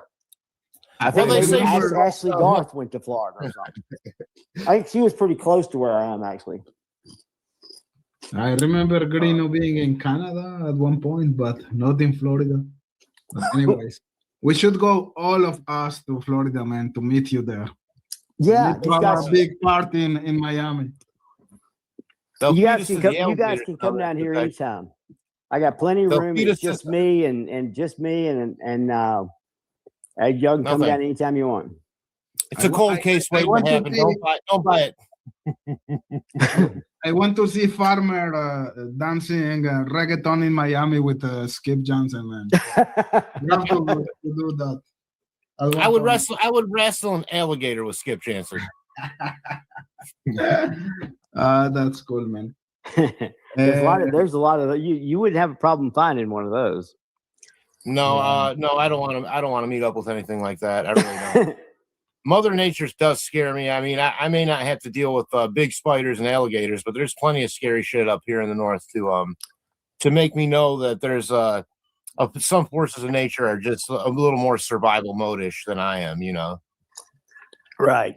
Yeah, that's the one thing. That's the one. The weather is pretty good in terms of being warm, but there's a lot of critters that you can run into down here. Farmer, let me ask Skip about your good friend Keegan, because Keegan is my obsession here in this fucking crime, man. And Skip, I remember that at one point, because a lot of people say that Keegan Klein, he was never in Delphi before, and I remember that you told me that he was playing basketball with Daniel Pearson, something like that. Can you remember? Yeah. Come on, man. A lot of us we have a lot of experiences in this case, don't we? No, there was a guy made a post on Reddit one time about it. He said he was out on the trails that day, and he was not with his girlfriend. He was with some other girl, so he lied, and that was it kind of became a big deal. So somebody contacted him and said, "Are you DP?" And he starts. So the conversation starts. So this guy who I knew, he said, "Give me some questions." And so I said, "Here, ask him these questions. Verify." We were asking questions about a boat, when he sold it, just some things we knew. And it turns out he admits that it's who it is, and he admits that he knows Kegan. And he talks about he doesn't think it's Kegan, but he thinks it could be the dad. And he grew up playing basketball in that area with Kegan. And so I'm thinking, God, we could have possibly seriously a connection here between those two guys. The guy who was the last person to talk to the girls who was going to meet them, but the guy who was out there on the trails. I mean, that seems pretty significant. At least it does to me. Well, then he also started talking about this. I don't know if you're familiar with it, but about this hotel that harbored pedophiles. There was a lot of prostitution, but they harbored criminals in Dallas, and it was called the Hangill Hotel. It was a pretty famous place in terms of, I think there was a really big bust, and the feds guy went there, and it was a national thing. But he said something weird. He said, I think it might be Tony. He said he always wants to stay at the Hangill. And I was like, and so I wasn't the one talking to him, but I was there when it was happening because I thought he might run off if I was involved, because he did ask the guy's named Jeff, and he says, "Is this Skip?" And he said, No, I'm not Skip. And he kept talking, but so yeah, I've got screenshots of it. You've seen them. And I've never talked about that. There's a lot of things I haven't ever brought up that I'm just not comfortable. There's some things I have to have to see for me to talk about it publicly. Like, one thing is I need to be able to put somebody at the crime scene or near the crime scene to consider them a person of interest, right? I mean, that's just kind of a guideline that I use, and the reason because you could put Daffy Duck on the bridge if you want to. I mean, that's but just for me, I have you do it. It's kind of like because there's some things that happen that, like for example, here's one thing that's been really puzzling to me throughout my whole time in this case is that, and particularly after we found out Betsy Blair was a witness and she saw a guy that was 20 years old, is what she said originally, because she said she went and looked through high school yearbooks to see if she saw him. And he had poofy brown hair, normal height, all that. Do you know how many males were known to be on the trails that day in their 20s? One. But nobody will talk about that's the guy who could possibly be who she saw. Why? Why? The easiest thing, 2 + 2 = 4, and nobody will consider it. It's the craziest shit I've ever heard. I mean, it's bizarre. I mean, the easiest thing is that's who she saw. You consider that we have 5 or 6 people who say he got there at 1:30, and they've hid that, right? Law enforcement, because she saw someone at 1:55. That puts him there at that time. Yet the prosecution is going to tell you that the guy she saw was actually 44, bald, and 5'4". Now, if they would have brought him in, and you would have offered the jurors, hey, who do you think Betsy Blair saw? This guy, the 22-year-old with the poofy brown hair, or the 5'4" guy, bald guy, 44 years old? It would have been 12-0, and it wouldn't even have been close. And without her testimony, he walks. So you see the motive, you see the incentive, and you see that nobody is considering, and you start asking yourself, is this all being coordinated by the prosecution and law enforcement? Because that seems like the most likely answer. I mean, the only way you can get a conviction when the primary witness sees a normal height, 20-year-old, poofy-haired guy, right? When that's her description, and she did a sketch who also just a spitting image of the guy, right? The only way to get a conviction of a 44-year-old guy who's bald and is 5'4" is to make that other guy disappear. And that's what they did. If you look through the transcripts and everything, you think he wasn't even involved. And that's just a lie. It's not right. That's a lie. And so from that standpoint, that was where I started getting back into it from a standpoint of not that DP is the killer, but that he was the guy. He was the young guy sketch that was seen there that day. And why have they gone to such lengths, and why has there been so much misinformation and disinformation that has kept the public from being able to see the obvious? I mean, it's weird. I mean, it's like people will. It is weird. I totally agree. By the way, insert anybody except him in it, and he's the only person in his 20s known to be on the. What's going on? There's something more here that I'm not even seeing. Mystery? Why is the timeline and the course of events still a mystery? Why are different agencies and different people within those agencies saying slightly different things, other than they all got together and made it a fucking psyop on the rest of us? I mean, I don't know. Yeah, I know. It's like you see a dog walking across the street, and they say, "No, that's not what you're seeing. That's cat," right? And so, and when everybody, when everybody's in their place, and discovery has been half-assed done, and 70 days of testimony has been lost, and another week, the first week, which happened to be the time he went in. They claim he went in on December 14th, the day the girls were found. And here's the thing about it. If they come up with this thing about how he saw McCain.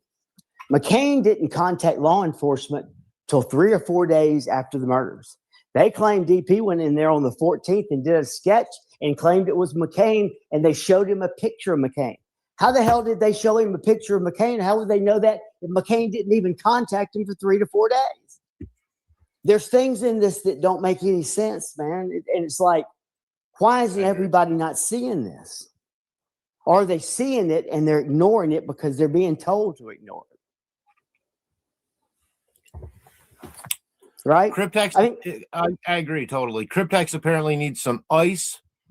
I know that's a street name for drugs. Cryptex, if you're going through a rough time, me and Skip are here for you. Or maybe he just needs some ice for his liquor. I don't know. That's awesome. Boston Christian wants one of those ice machines. You must be talking about a industrial Manitowoc. How do you say that word? It's a town in Wisconsin. Manitowoc? You know what I'm talking about? Every ice maker in the world and every pizza place is a Manitowoc. That's the brand they have? Oh, yeah, for sure. I mean, I'm sure that's the only one that these supply companies sell. They've got a monopoly on it. Every bar, every restaurant I've ever worked at, that's if they have ice. Let me say one more thing about why people believe what they believe. If anybody was around when I went on True Crime Garage and saw the pushback and the blowback that happened from me just talking about a POI who needed to be looked at more because he was there that day and came forward. And the young guy sketch was put out, and he was the only guy who fit in that timeline. But somehow he looks like the sketch. He's the only guy who fits in that age group, 18 to 40. He's 22 that was known to be out there. But I'm some kind of idiot. Is that how that works? Right? I mean, it's like, so if you know the background of that and you see what's going on now, you understand that these people can discredit others into nobody believes what they say because they've been lied to. You wouldn't believe how many people have told me, when I met you, you're not even close to what I thought you were.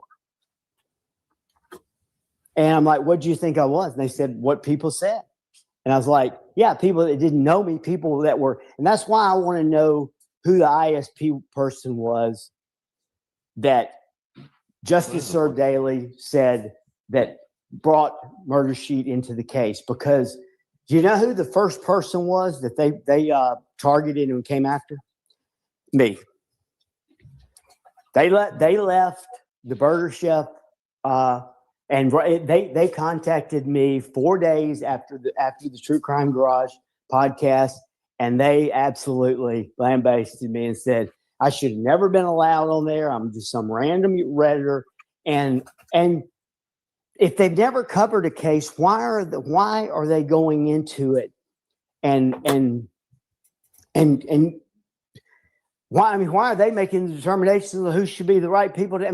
Nobody knew who they were, and they're telling everybody basically, don't listen to this guy because he's some random guy and all that stuff. And it's like, that couldn't have come from, they didn't make that own determination. Then when I heard Justice Served Daily say that a ISP person encouraged them to come to the case, I'm like, well, chances are that ISP person directed them what to do. And I found out later that some people that had been coming up were associated with Liggett or associated with, and it was I couldn't believe it. And I started seeing where all of that was coming from. And as hard as it is to believe, and it was hard for me to believe because I've always been a backer and supporter of law enforcement. So I know they have a difficult job and I know they have an important job. But this group's this is irredeemable what they've done to people. And people, they need to be exposed. They need to be exposed with what they've done. They look how many people have died in this case.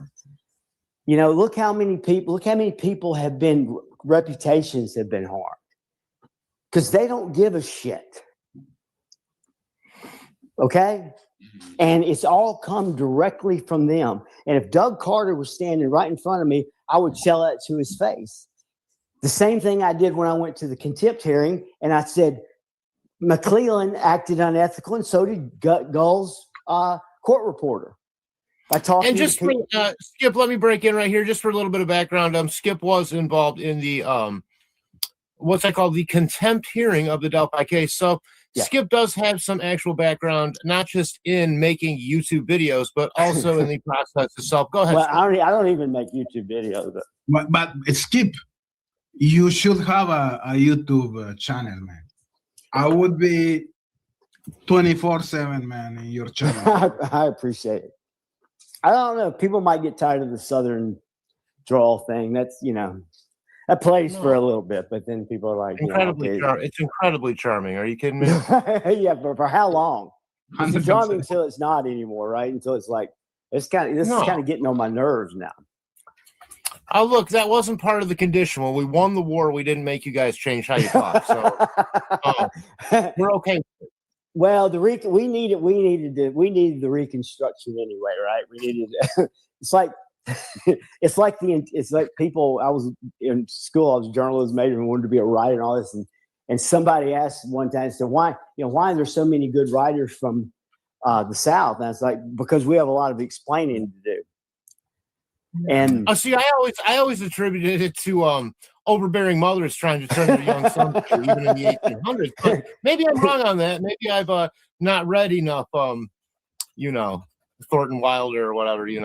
Yeah, he's British, of course. But it's been a little bit in a way for therapy. When we want to talk to you guys and talk about that, to just when it happened originally, this was the first case there, and I'm pretty sensitive to things and where I live and where I'm from, I I don't know anybody who doesn't like me. I'm not saying that in a brag. I'm just saying, Dude, but in this case, like, same at least shit half the every people day. don't like me.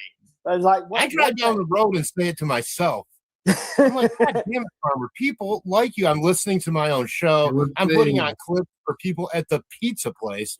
I give presentations at my mom's nursing home and think I'm the shit, you know. So it doesn't take. No, I was really taken back at the reception I got after being on that. Like I said, I didn't know the scope of it. I didn't know that it was going to be as big as it was. I didn't know the amount, you know. You talking about when you were on my show? No, True Crime Girls, about how, you know, the blowback people gave it was unbelievable the way they came after. Yeah.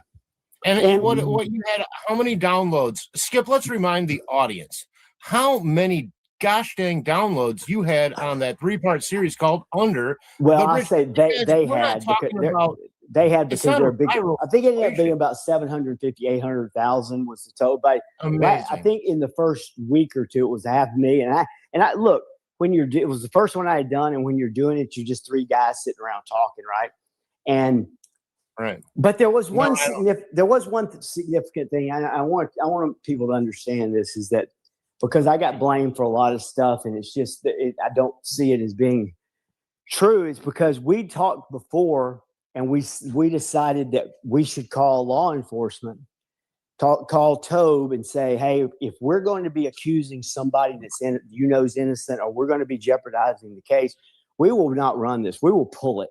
And started making those calls to him a week before. He never responded. They did that media blackout the day before the show was going to run. Because I don't have proof that it was that because of that, but it certainly seemed weird that Tobe did a media blackout after we've been trying to get in touch with him. And we would have pulled it. We were sincere about that. We weren't trying to harm anybody or the case. That's the last thing we wanted to do. So we gave it that, and law enforcement, I guess he didn't think it was important enough to, and we know he got the messages. We verified that, and so I guess he didn't feel like it was important enough to even just return a call. Because it was explained to him, and hey, if we're going to be talking about a guy named Daniel Pearson, we're going to be talking about the girl he was with, we're going to be talking about for the first time she's going to be talked about, all of this stuff. And we didn't even get the courtesy of a phone call. So, you know, well, and I'm not trying to say I've been perfect in this. I haven't, but I also haven't been as bad as people have made it out to be either, you know. So I don't see it as being an equitable thing. Let me say a couple of things here, guys. Okay. First of all, you, Farmer and Skip, you are very charismatic. That's clear as crystal. So cheers to you guys again. This is my last volume of Jaggermeister here, but cheers to you. You are super charismatic, for real. And can I disrupt the conversation for a while?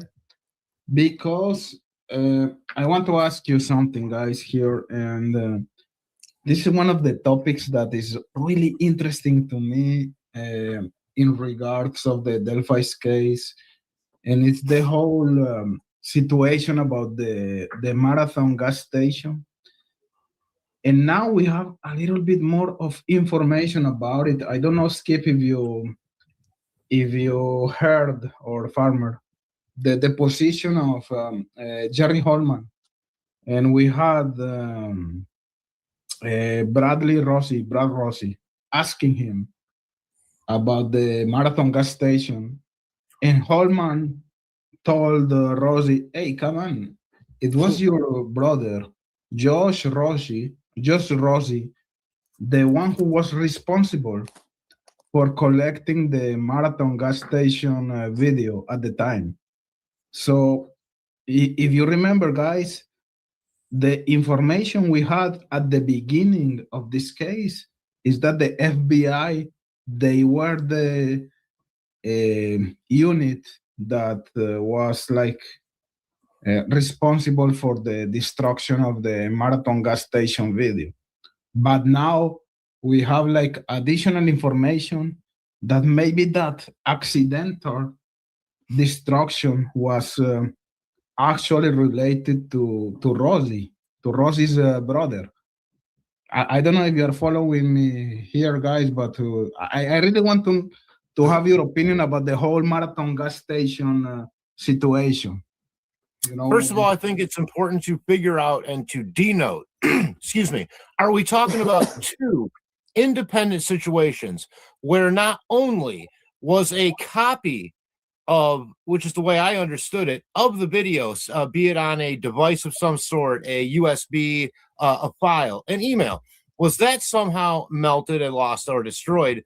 And then I thought the FBI followed up by getting the actual hard drive from the marathon and somehow inadvertently destroyed that as well. So are we talking two incidences or one incident? That's my first question. Well, and that's a good question because things in this case do get intertwined for sure. Skip, do you know the answer? No, well, here's what I would say. I would say I always look for a pattern when it comes to things. And there was a pattern of the ISP blaming the FBI. And that was pretty obvious.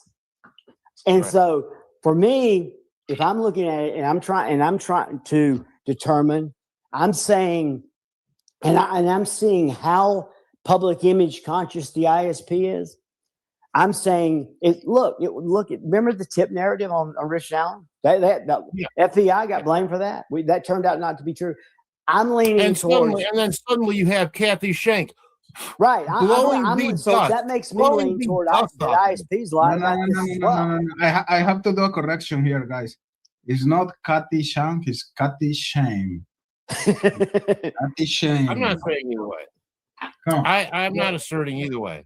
I'm taking her at face value that she blew the dust off this tip narrative that was locked away in some weird drawer somewhere for, X amount of years. The hottest tip narrative, by the way, somebody that was there, that admits they were there on the day, during the time, in the clothes, but yet they fucking lost it for 6 years. I call bullshit. Go ahead, Skip. Well, I would say this. Every event in this case seems to have multiple stories, explanations, whatever. That was associated with Maxwell earlier, and that was the one search warrant that nobody knew about it, and that he was the one. Then there was a Mike Patty and a stopping for Gatorade. These stories they become multiple things because of the misinformation and the disinformation. That's what's been wrong with this case. Skip. Was Mike Patty or was Libby? I don't know. That's the thing. How it's like one of the other things they had. The other things that gets, I'll call it intertwined because that's a little boring. Is that I don't know if you remember, 7 days after the murders, law enforcement issued a BOLO.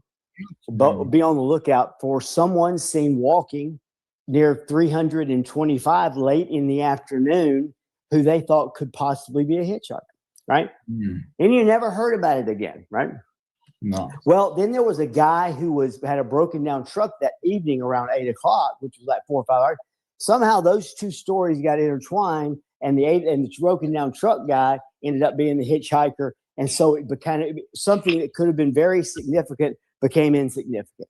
And again, when people are controlling the narrative, that's what they do.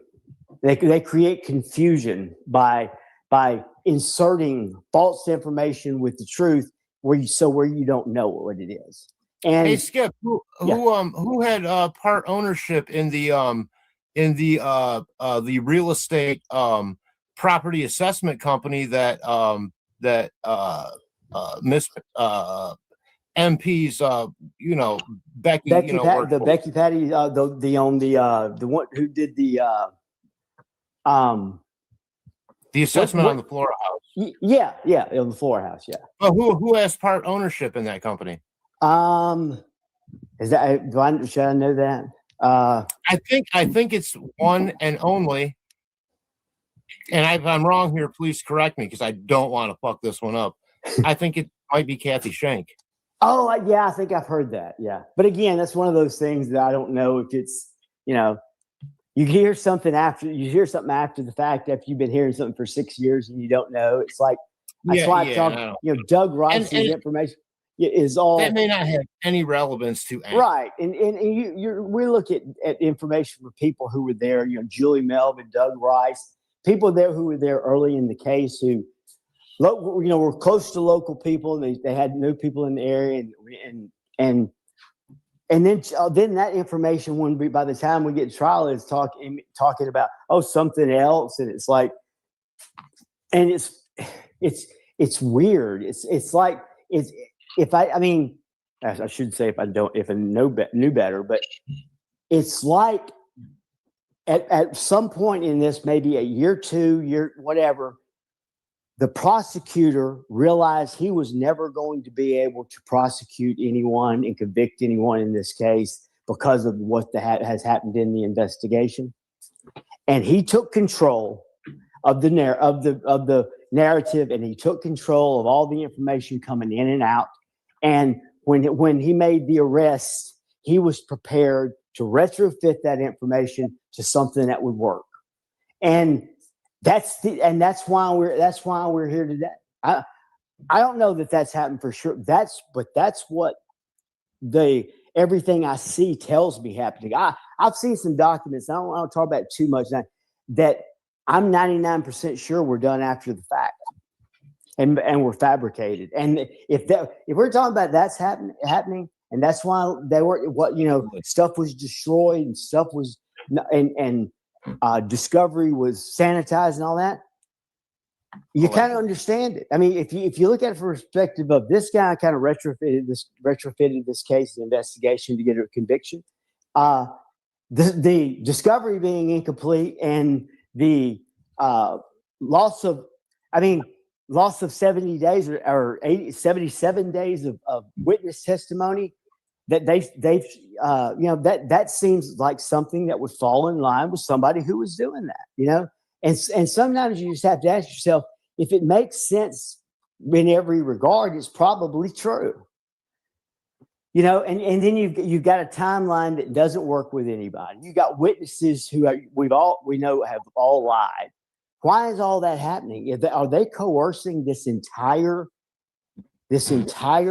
prosecution and this entire trial? And I mean, God, you don't ever want to think. I mean, Skip, you're basically confirming then by saying that Richard Gere indeed did put a gerbil up his ass.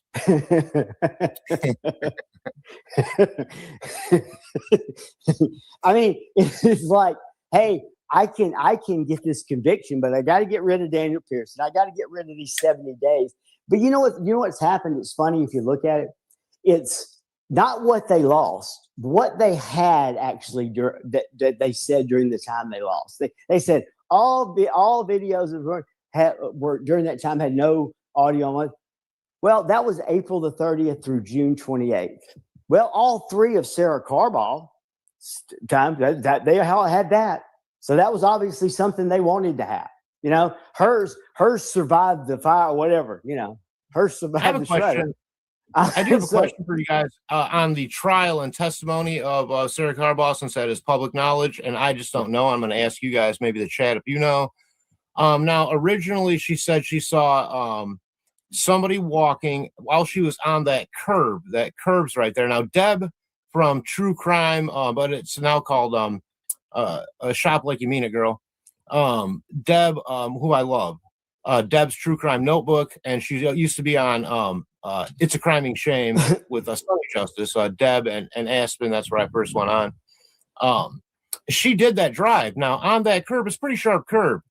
Did or did not Sarah Carball admit at some point under oath that she was indeed going 30 miles an hour faster than what she originally stated, but was in fear of having getting a ticket or getting in trouble? And I only ask, can you give proper witness testimony based on going 30 miles an hour faster on a curb than what you originally fucking testified to? Just wondering, is that true or not? I'll give you something else that kind of goes along with that. It's something that people that kind of got shut down for whatever reason. Early on, Riley, I think it was Kim Riley, said when he said there is a witness involved that said that the eyes are not blue eyes. They said they didn't. The guy they saw wasn't. Well, I went back and investigated that. Okay, they are talking about it, and it's clear. I've got proof of it. There was a male witness at that point, and he was the one who said he got close enough to see. And now that we've heard the trial testimony, neither Sarah Carball or Riley or whoever they used as the old bridge guy for the old bridge guy sketch talked anything about not blue eyes, right? And so they weren't the ones who said it. So where's that guy? Yeah. What the fuck, man? And it's like fucking anomalies in this case. Well, and it's part of my belief why Daniel Pearson disappeared, because if you go look at his description of the sketch, he sees a guy that's around 55 years old, salt and pepper hair, wearing a golfer's cap. Okay, he says golfer's cap, and he had some facial hair, right? Mm-hmm. If you put those things and you pull the sketch up, that he is the only person who described what old bridge guy looks like exactly. But it's one of those things again. Don't trust what you're seeing. Hey, don't trust what you're seeing. Trust what we're telling you. We're law enforcement. We're on the up and up. We're good guys. No, when I started trusting my eyes in this case is when things started becoming a lot more clear. And the truth's out there, and you can see it when you finally see it, but you have to be able to shut some things down that you thought you knew, and it's hard for people to do that. I get that, but there's so many things that are easier to understand than people have made it, because and look, I'm a victim too. I mean, there was a guy early on who said that BG had a dog, and he told me, yeah, it's a dog. I looked at it and I was like, dang, that does look like a dog. So I understand the power of suggestion and how powerful that is. But so obviously so does law enforcement, because they know how to, or this group of law enforcement, ISP, they know how to manipulate people's beliefs. And that's what they've done. They have changed the entire story, which allowed the prosecutor to change the entire investigation. There was, one thing Holman lied about, and I told this when the tip hearing was going on, I was talking to Baldwin and all that. Baldwin had Holman set up perfect, because he and I were talking. I said, I think you need to ask him, were Betsy Blair and Sarah Carball always your original witness? He'd ask him that, and he said yes. He had him in a hole. He was going to be able to catch him. They weren't allowed to talk to him again. It's happened the same thing with Hannah Shakespeare. She talked to Tobe on February the 6th, 2019, when she was there. Tobe told her that the primary witness and the exit witness was Daniel Pearson. He saw a bridge guy going back toward the Freedom Bridge. Okay. Now we got a sketch that the description matches exactly what he said, and Tobe saying that's the witness, right? So I tell Baldwin, you need to depose Tobe. He puts a motion in to depose Tobe, and I don't know if you guys remember the day they argued that, but it was the day that Liggett kicked everybody out of the courtroom. McClellan said deposing. They had deposed him a year ago, whatever. But they said deposing Tobe again would be harassment, right? And I'm like thinking, okay, the top cop of the agency of record in this case is considered harassment if you interview him again. Are you kidding me? Well, especially considering you've half-assed the discovery, and you're not going to give them a little bit of latitude there. Are you kidding me? Right?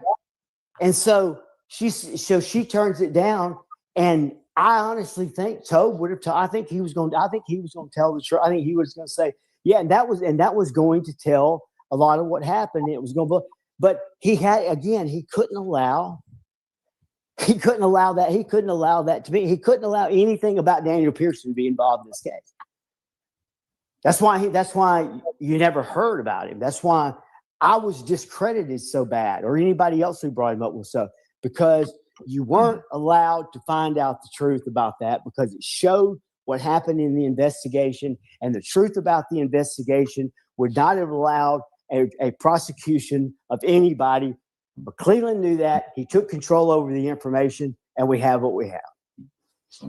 It's really not that hard. But the chaos, the confusion, the fuckery is so massive that people believe what they believe. It's like, and people still want to get to that. And I don't blame them for this. They want to get to find out who the killer is. They want some resolution. And they want it for the girls. And I get all that. They should. That's not going to happen in this, and that's counterproductive. I'm just going to be honest with you. That's counterproductive. If we all got together and talked and just focused on what it's going to take to get Richard Allen and to get the truth out, we'd be a lot more productive. Trying to tell everybody that it was Richard, it was with Ron Logan, with Keegan Klein, with the Odins and 4 other guys. Look, I'm just trying. I'm not cutting you. I'm not telling anybody what they need to do. People do whatever the hell they want to do. I'm just telling you what's being said out there is done in a good way, and it's done with good hearts. It's just not practical. And you've got too much. You've got too big of a group fighting you on it to where it's ever going to be allowed to be told. The best we can do is get Richard Allen out of jail and where he belongs, and then let everything else from there take care of itself. Let the people that need to be held accountable be held accountable. That's worth something, right? I mean, maybe we don't get to identify the killer. That's nothing I'm focusing on, honestly. I'm not focusing on getting Richard Allen out of jail. I think he's where he belongs, in my opinion. But I do think that there's something else going on, and I'm more curious now about the underpinnings and the other circles of shit in that whole area, which is why I want to get to the bottom of these ski mask incidences, also the U-boat yellow situation, and many of these anomalies to sort of bring this around maybe a little bit full circle, text, and skip. Some of the more anomalous things in this case that just really never got answered for, right? Yeah. I haven't been paying attention to the channel, and I did. But after you're done, I wanted to address some of those because I don't want people to think I'm ignoring them. Well, it's just my opinion. I think maybe. Look, I think we'll find out more after this appeal process is through. Everyone kind of they jab me for it and they go, why does that matter? Why does that matter? And I say, why would he try to say that someone else was involved before an appeal process? That only points the finger back at himself by saying, well, these people were there with me. Other than that, he's going to have to prove that he wasn't there, and that's going to be very hard to do in an appeal. So, to then before the appeal say, well, this person was there and that person was there, you're de facto saying I was there with those people. There goes your appeal, right? Now your word's worth nothing because you're a convicted felon who's guilty of murder and who knows what. So you can't even barely put anyone else in prison for it. You're basically worthless, Right. But whether or not he was involved in some way, I have no doubt in my mind that he was Bridge Guy. He looks to me like Bridge Guy. I can't find anyone else that appears to be that Bridge Guy-ish. Maybe this Daniel Pearson fits that mold. No, I don't say Daniel Pearson fits the mold. Let me be clear about that. Daniel Pearson fits the mold of the young guy sketch. Okay, well, I'm going by the video that was supposedly recorded on. I mean, we'd be going way outside the box to say the video that was. No, I know what you're saying. There's BG on the bridge, the guy. There's old guy sketch, and there's young guy sketch. I'm saying the one recorded by the victims right before they were led down a hill and murdered. Correct. I mean, so I think it's relevant to say that if this DP doesn't look like that guy, then proving that he was there then has to go a little bit more than say preponderance of the evidence. It has to go, that one step further to something more substantial, in my opinion. Yeah. Well, here that's the thing with him is we have proof. I have proof. Whatever that. Not only was he there, because because the female he's with didn't testify at trial. They were there. The question is, were they testifying about the right time? But it was, he was there within the time that she could have seen. See, that's the magic trick McClellan pulled was, I've got to get a conviction where my star witness, this is important. I want everybody to hear this. To get a conviction where the star witness says she saw somebody 20 years old or early 20s, and he had poofy brown hair, and she didn't say anything about being short, just normal height, all that kind of stuff. And she has a sketch that looks that matches that, right? So it corroborates it. To get a conviction of a guy who's bald and 44, right? You have to clear out that 22-year-old guy who was there. You also, right? Because that has an option. If that's an option, you're going to lose on that, right? So, you had not only did that, he took everybody else out. Even one of the jurors said nobody else was there. It had to be him. Look, man, McClellan did. If you want to call it a brilliant job, then call it that. Right? But according to my own, he did what he had to do to get the conviction. Hang on a second, Skip. According to my own theory, let me just defend my own theory for a moment. The Derek Farmer theory came out over 3 years ago. And I'm not saying this is right, but what I'm saying is it would cover what you're saying. That, in my opinion, Richard Allen and someone, either him or someone by proxy, gave bad information off the bat, because we know already that the young guy was actually drawn first by the state police, guy, who wasn't even a sketch artist. He just happened to draw Snoopy or something at work, and they made him the sketch artist. Nice guy and shit, but I'm not sure I'm trusting the sketch. But at the same time, the young guy sketch was drawn first. Now, the sketch they went with, based on composite information and more witness testimony, multiple witness testimony, was the old bridge guy, right? So the Derek Farmer theory says that Richard Allen, or bridge guy, whoever that may be, I think it's Richard Allen, but I'm saying bridge guy, and somebody acting on his behalf gave out bad information. So when Doug Carter said they're both sketches are the same person, I said he didn't mean it in the way they looked. He meant Richard Allen was old bridge guy sketch, and Richard Allen, either himself or by proxy, created young bridge guy sketch. Okay. They were protecting, let me finish, and they were protecting him as a witness until they weren't in 2019. That's the Derek Farmer theory. You didn't hear it from anybody else online. That's my theory. Here's what I would say. There is a witness, and it was the key witness. It was the witness that put him in jail, that said she saw a man in his 20s standing on the bridge at 155 and saw the girls walking directly in his path. Okay? That's not Richard Allen. Is that Betsy Blair? That's Betsy Blair.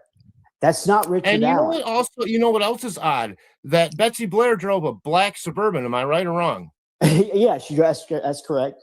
So then why did they wait until 2021 when I heard Kelsey German herself in her alma mater's radio interview from her college say that her biggest regret that day was not paying attention to more details involving the black Suburban? Now, if they knew Betsy Blair was a witness way back in 2017, and Doug Carter was so buddy-buddy with Kelsey and had cleared her, why did they let her believe and feel so guilty about not knowing herself to not have to worry about paying attention to that, because they weren't a potential predator? I call bullshit on the whole Betsy Blair narrative. That's where things get fishy with Dan Doolin. Things get fishy, and not just because he works in the motherfucking water. Yeah, well, here's what, here's the question everybody needs to ask themselves is why, because you said that they knew Betsy Blair was a witness in 2017. They disregarded her as a witness for 2 years. Okay? Why? If she saw somebody at 155 and she saw the girls walking directly toward him, why would they disregard her? And here's the thing. And well, my question is, the answer to this tells the story. I'm not going to give it away yet, but she saw A guy walking, yet law enforcement, even if you look in the email from the police officer in Roy West, and 1 month before the Old Bridge guy sketch, where he tells Holman in an email, do not forget about the guy on the bridge. Okay. What about that comment? Yeah, were they talking about Bridge Guy or Dan McCain? No, we're talking about, don't forget about the young guy seen on the bridge. Is what Roy West says. He had been in a meeting with the Unified Command, so he got all the details. He sends home, and they were just asking him for some advice. He said, "Don't forget about the young guy on the bridge." What about that says that he thought anybody thought they were the same guy?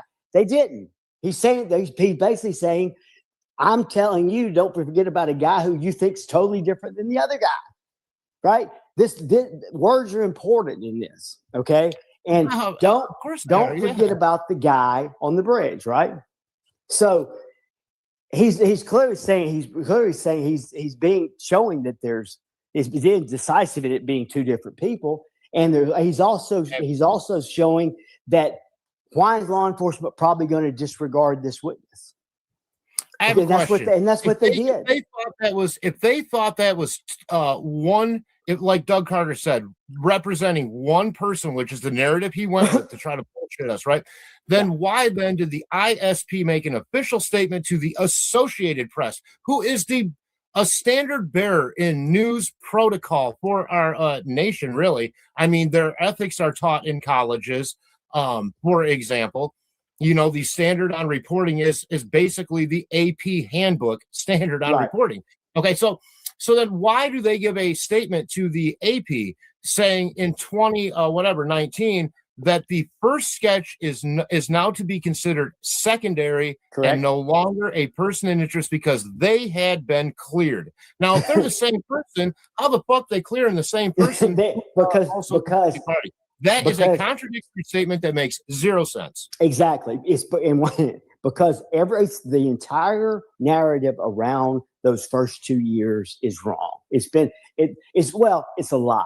Everything we've been told about those first 2 years is a total lie. Just practically everything. Who the original witnesses were, what they saw, vehicles.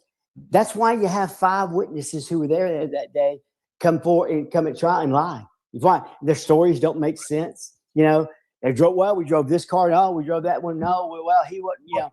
It's a bunch of country bumpkin bullshit. And they were all so coached, and it was so obvious. Because Diener kept saying, I don't want them reading from their deposition.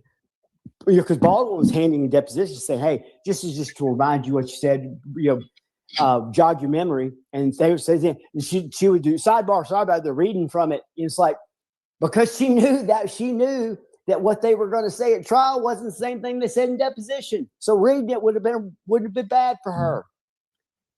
I mean, see, I don't want to get frustrated because there's some things that are so obvious that people aren't seeing, and I don't understand it. It's like, I think we have listed quite a few of them tonight. Cryptex, how do you feel? You think we've listed a few anomalies in the case? Look, I'm not saying it changes anything. We haven't even got started. My angle's not guilt or innocence for Richard Allen. My angle is what is causing this greater sort of opaqueness around this case that will not just let common sense answers come through that should very well be answered after a person is convicted of the crime. Because where are the details? Because they can't because they manufactured a story, and that's the problem. And so it's got to be the reason that things don't make sense is because you had to manufacture a story to get a conviction because you knew what happened in those first 2 years would have never allowed for one. And look, I'm going to make a promise to everybody, just kind of let them know where I am with this. I have a presentation I'm putting together that I basically have ready. I'm just writing for the right time.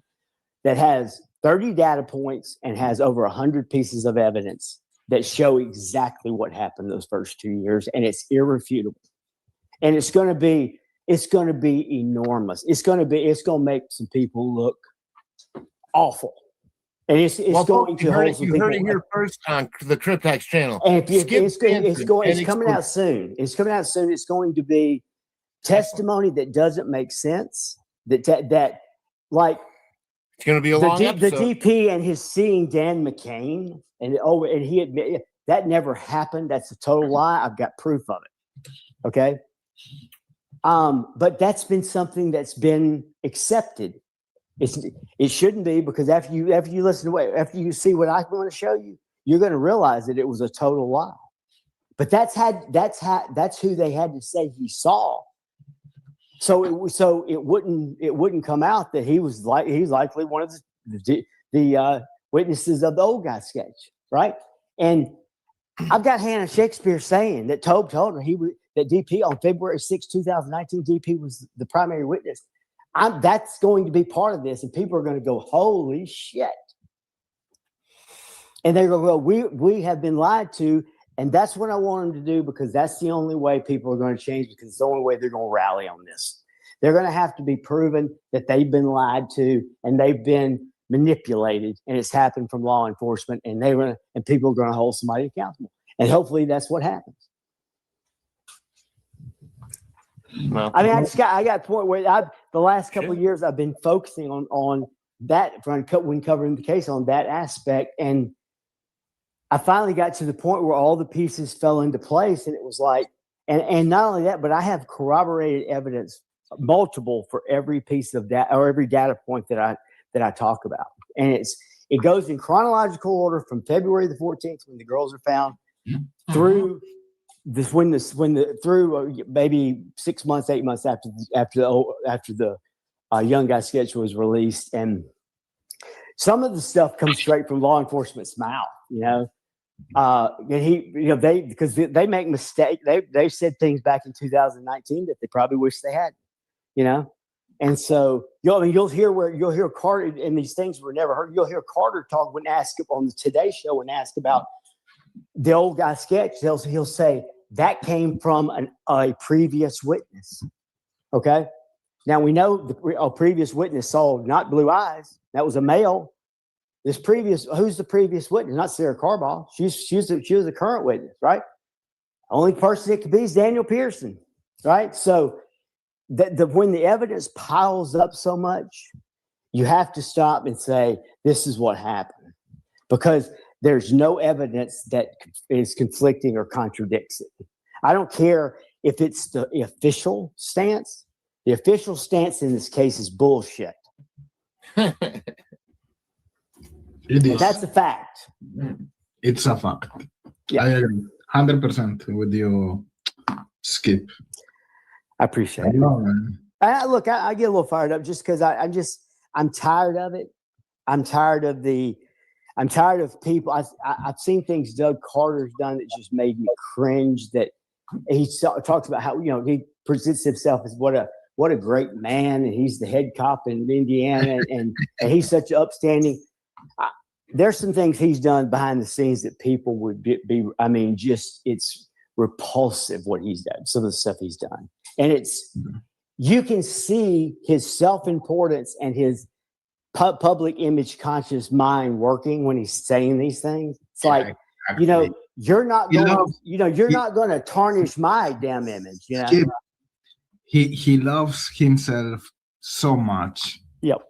And look, he sees himself he has a higher calling than he is responsible for the law, for safety of all the people in Indiana.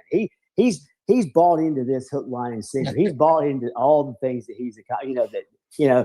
and when you take yourself that seriously, excuse me for a moment, you go out of your way to make sure that image is not tarnished, and that's what he's done. Mm-hmm. No, 100%, man. Skip. Hey, Cryptex. What's going on with Julie? In terms of, I don't know. She was like very active in terms of speaking or going out about the case, talking about the case. You're going to see her coming up. Yeah. Yeah, she's going to play an important role coming up. Okay. And she's been an important person in this case, and I feel like she and I are kind of kindred spirits. And I think a lot of people say, "Oh, that's Skip and Julie." We've had similar experiences, and I think that draws people together sometimes, and it's so and when people are treated with respect, and they treat other people with respect, you can build friendships and trust, and it's not easy in an environment like this, but it's possible. But she'll be back around. She's I hope so. I know she's been she's that. That's all going to come out too, about how about things that she was lied about things, and it came from somebody trying to control the narrative that was very close to the case, but it's somebody we're not allowed to talk bad about, because that was made very clear early. Look, the rules were set early about what you could say and do in this case, and it was set by a person. Why do you think the father of one of the victims didn't say a damn word in this case? Are you kidding me? Are you kidding me right now? He wasn't allowed to say a word. He wasn't allowed to say a word. Mm-hmm. And if people come, you can't say anything about Becky like that. Okay. Well, that's the truth. If you can't see it, I'm sorry. It's like when she told Julie about how giving Libby the phone, and then there's evidence of a third phone the other day, and it's like, oh well, that can't be in, because I've called Julie a liar about that. I told her that originally, but then told her a liar. It's like, no, you don't get away with that. Nobody wants to pounce on the victim family and all that kind of stuff, but you lose that right when you start lying about other people and you start harming other people. Skip, question for you here. Yeah. Do you have any opinion about Max Snowberger? Yeah. About I can say this. He said he went with his grandfather to a farm auction that day, and I know somebody who verified there was a farm auction that day. I don't know that he was verified to be there, but that he was there. But said he was there with his grandfather. So that's a pretty good. Now I know he talked about meeting the girls out there that next day and ended up canceling or not going, whatever. But I will say this, and this is kind of interesting, just because I was involved in it, is he told Julie that he had 4 messages from Libby that he had never opened. And so we contacted Vito and we was like, hey, you need to talk to this guy. Oh yeah, I haven't talked to that guy. He never called. He never even called him. He was not interested in 4 messages that hadn't been, that Libby sent from on the phone. He wasn't interested in that. Okay. Whatever. And that's what happened. We got the phone call. I mean, it's like, it's obvious. We were trying to help out. Hey, you need to talk to Max. He's got 4 messages. Nah, yeah, it was like, of course he tells us because, hey, let's keep image up. Yeah, I need to talk to him. Never contacted him. It may have been nothing. It could have been, hey, how you doing? What's but it possibly could have been, hey, I'm going to meet this guy, Anthony Schatz, out at this bridge today. That would have been pretty significant, huh? Of course. And you don't even investigate it? It's so weird. He was very close to Libby, and he knew about Anthony Schatz. Yeah. And it feels like no one is talking about him here. I remember that Julie, he made a video with Max next to her. And my feeling was at the time that Julie was trying to get some information from him. Mm-hmm. I don't know, man. I'm being a little bit. I never heard what the messages were. I don't know that Skip's making you crazy, Cryptek. Settle down. I don't know that they were. I really don't. I'm just telling you what he told me. What he told Julie. He confided in Julie a lot because she was. I would love to have Julie here, man. Sometime. I'll talk to her about it. She's going to be on at one time. She knows a lot about the case and a lot about. She's just a little bit leery of how people will react to her. It's unfortunate, but too much to ask for. Possibly a Jello wrestling with Wipe Lilith, probably too much. Yeah. Just kidding, Billy. You'd kick her ass. We know. No, I'm just kidding. Anyways, I think that Max Snowberger is a very interesting character here in this case, and well, he had a lot. I mean, look, he had information about they stayed up all night the night before. That all came from him. So there was things they knew about what he was talking about that seemed to line up with what happened. But at some point, they decided, nah, this is not. Whatever he's got is not really important. I guess if the guy who you're talking about, if you lose him for 3 or 4 years, and you don't know where he is, and he's got all this CSAM, and you got all this. You got his phones and computers and all this kind of stuff, and he's just in the wind. I guess you could lose on the witness too. I mean, it's some of this stuff is like Ripley's, man. It's like, how did that happen? Mm-hmm. Did you have some type of interaction with him? Did you talk to him? Yeah, just briefly. When it was about about that stuff. It was the Vito stuff and calling him. Vito was going to contact him and all that. And he was going to be cooperative with it all, And it wasn't like he held back, but he just had kept it. And I think and he was going to be cooperative, but Vito never contacted him. Mm-hmm. Okay. So, I know you're sitting there in your head turning. You're like, I got maybe that says something. I think honestly, that'd be great if it did and all that kind of stuff. It told a story, but I think we're past the point of anybody being held accountable for it.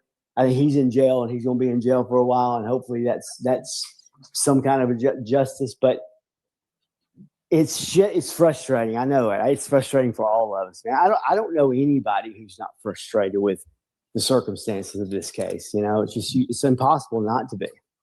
Mm-hmm. Just because, look, it's frustrating when people lie to you, and it's frustrating when people come after you and try to discredit you, and they don't try to discredit your information. They try to discredit you by making up lies. It's like, is this something I want to be part of? I'm not interested. Why would I want to be involved in something like that?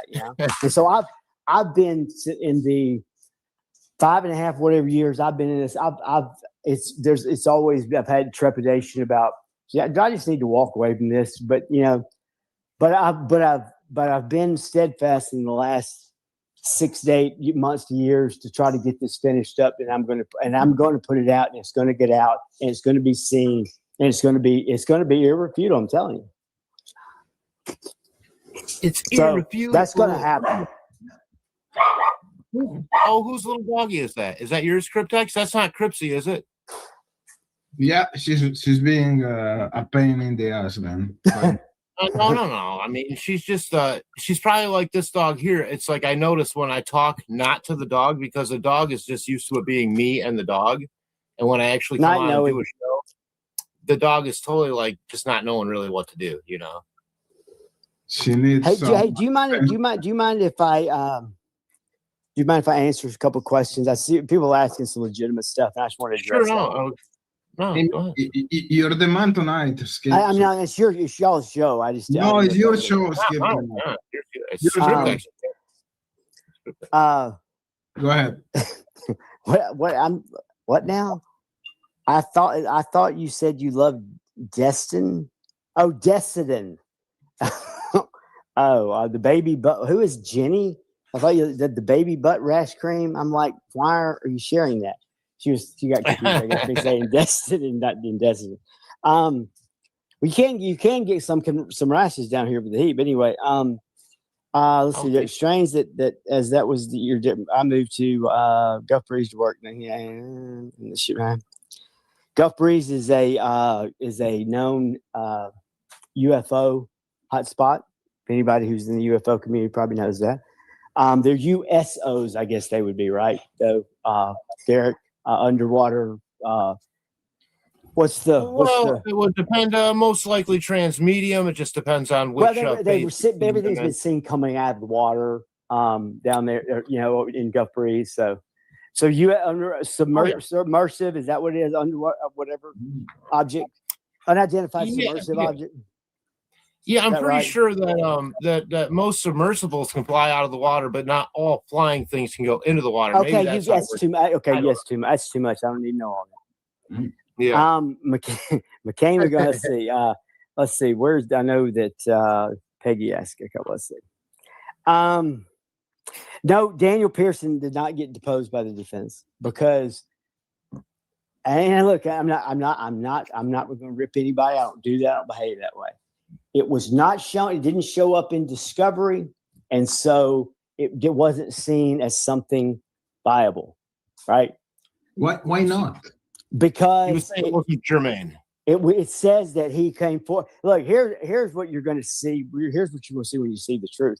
You're going to see that law enforcement claims that he got his CAD report that says he contacted what's the guy's name, Hammond, and that afternoon if the girls were found, yet he was in their office at 6 o'clock with Bryant.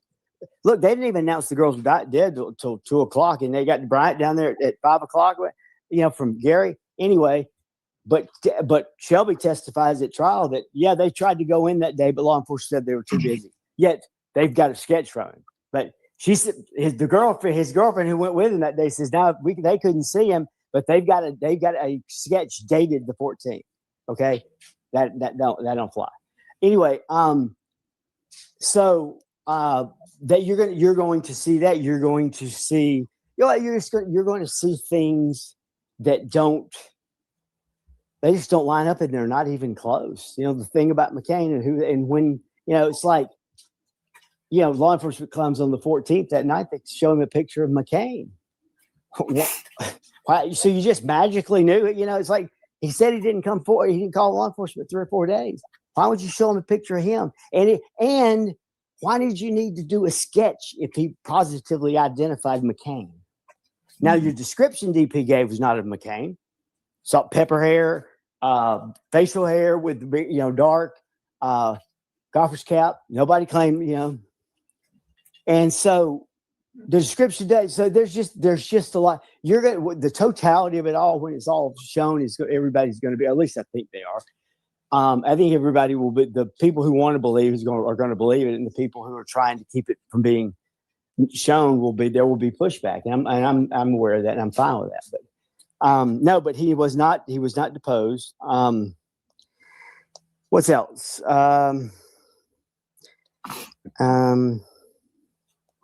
Hey, quick question, Skip. I mean, just kind of pop it out of that box and into another even stranger box. Yeah. Did you ever watch a channel called Blackish University? I think I remember that. I probably Blackish. The guy does shows on everything except for Delphi, but he did 2 shows. One and then one that I did see him. Yeah, I did see him. He had 2 shade tree mechanics do some work for him. Where he looked like he was sitting at a table in like his entryway or something at his house. Well, they had come to his house a few times to work on his Hummer, I believe. You really got to watch it. It's quite, and he even went to the Delphi area to like get one of his vehicles. He had very specific shit, and he even had a picture of whose actual license it was because they were doing business together, and he thought to take a picture of it.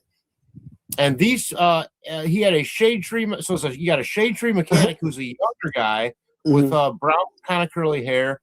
And then you have a more diminutive guy who supposedly lived in a shed out back, who was an older guy with a salt and pepper beard and sometimes wore a golfer's cap, who was like his little helper that he was like mean to. Right, like, right. You retard, Yeah. That kind of. And when he went to this person's house in the Delphi area, and this guy's black, he said the first thing obviously he noticed was the numerous amounts of Confederate flags and automatic rifles and all kind of things. It's really quite a fascinating story. Very unknown. I'll go check it back out. I watched it, but I'll refresh my memory on that. Yeah. Okay. Let's see. The next one was Peggy asking about don't forget. I just want to say I am Kel. I only said that word because that's how they referenced it in the show. I don't usually go around saying the word retard. Just so you know. Well, she asked about how don't forget Betsy Blair picked out Dave McCain's vehicle as being the big right. And she drew that little bit whatever. And the weird thing about it was they asked everybody about what they saw within the first week. They didn't, and to prove that they disregarded her, they didn't ask her about what vehicle she saw until May or March of 2019. That's proof that they disregard. Not only did they disregard what she saw from a sketch standpoint, they disregarded any vehicle. They didn't even ask her about it.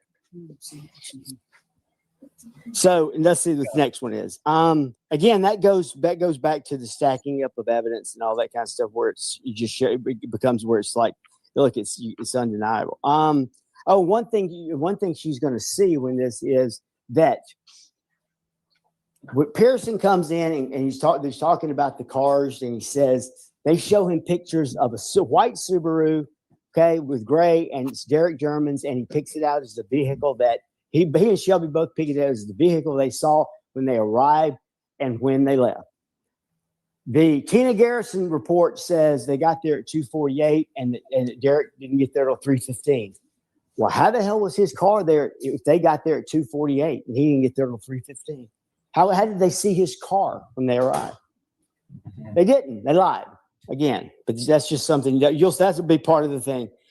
Chester asked Skip about the 2 a.m. screen. God, you asking me, what was that? Why was that ignored? I'd probably give you the same reason that other stuff was ignored, just incompetence. It's the only really thing I can come up with. Law enforcement, they go down to the, nub with it on, hey, we chase every lead and we do all, Well, okay, let's stop with that because that's obviously not true. You didn't in this case. Skip. Yeah. When you see the whole picture, let's say, and when we talk about different possibilities here, the Odinism stuff, the Kleins, Richard Allen, Ron Logan, etc. Yeah. Daniel Pearson. Do you have a theory? Do you have? I have a theory that. I have a theory of the circumstances. I don't have a theory of the. I don't have a theory from the killer's point of view, like so to speak. You know what I'm saying? Like, hey, he did this, and it was talking to the girl, and where it all, and he drives there.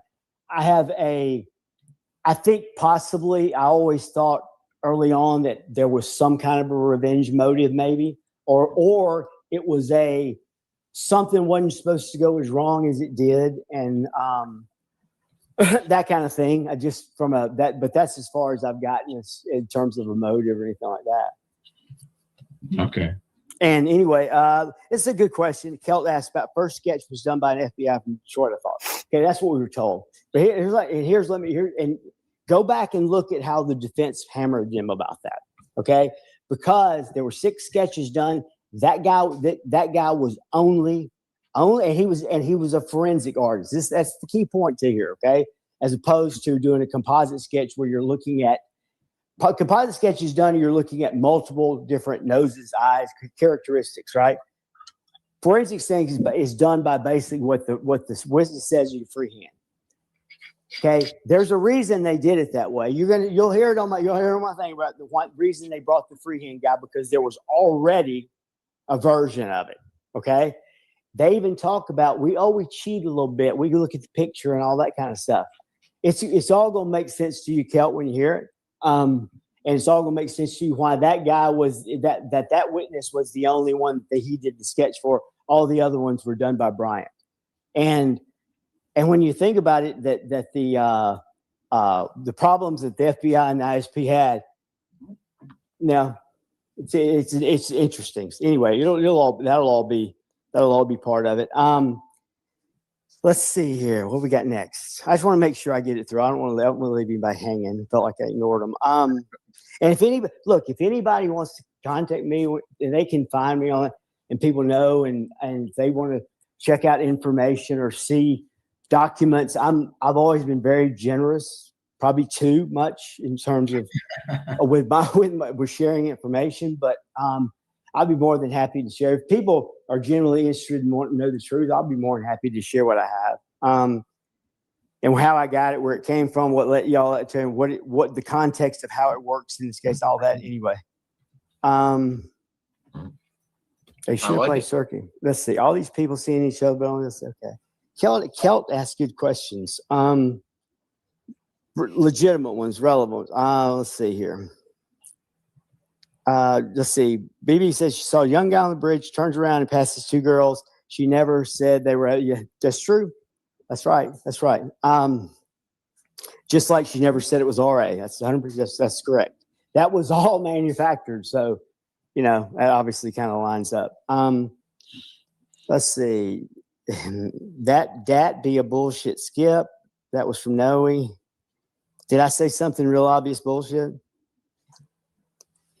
Well, I mean, Big Fishy must have been having a snack bar when I said that part of the Derek Farmer theory was that, yes, someone on behalf of Bridge Guy, who I think was Richard Allen, either by proxy or himself gave that testimony for that young Bridge Guy sketch initially. Yeah. Okay, I gotcha. I didn't know what Noe was talking about that. What is this? Let's say he said, and then Noe said that's a good one. What's he saying? Is Noe kidding around, or is he trolling me tonight? I haven't seen any even Noe comment. I'm only getting some. They're getting deleted. I think he said something about good one about the family or something. I don't know what he's talking about. I don't know. If he wants to come and talk and go on the show with me and talk about the case, well, I'd be more than happy to.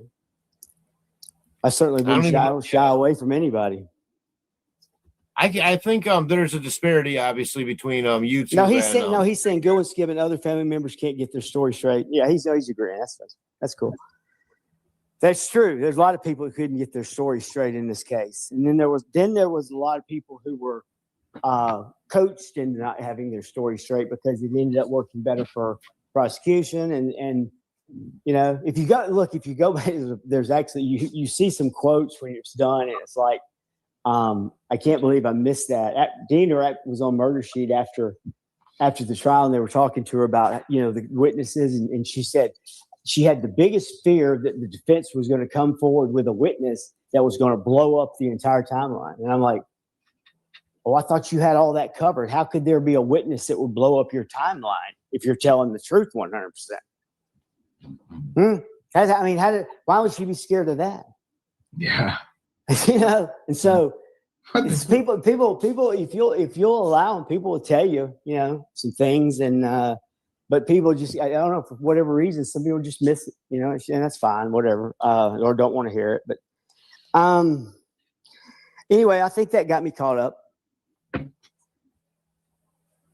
I appreciate it. Appreciate you guys inviting me on. I didn't know I was going to take up all the time. I apologize.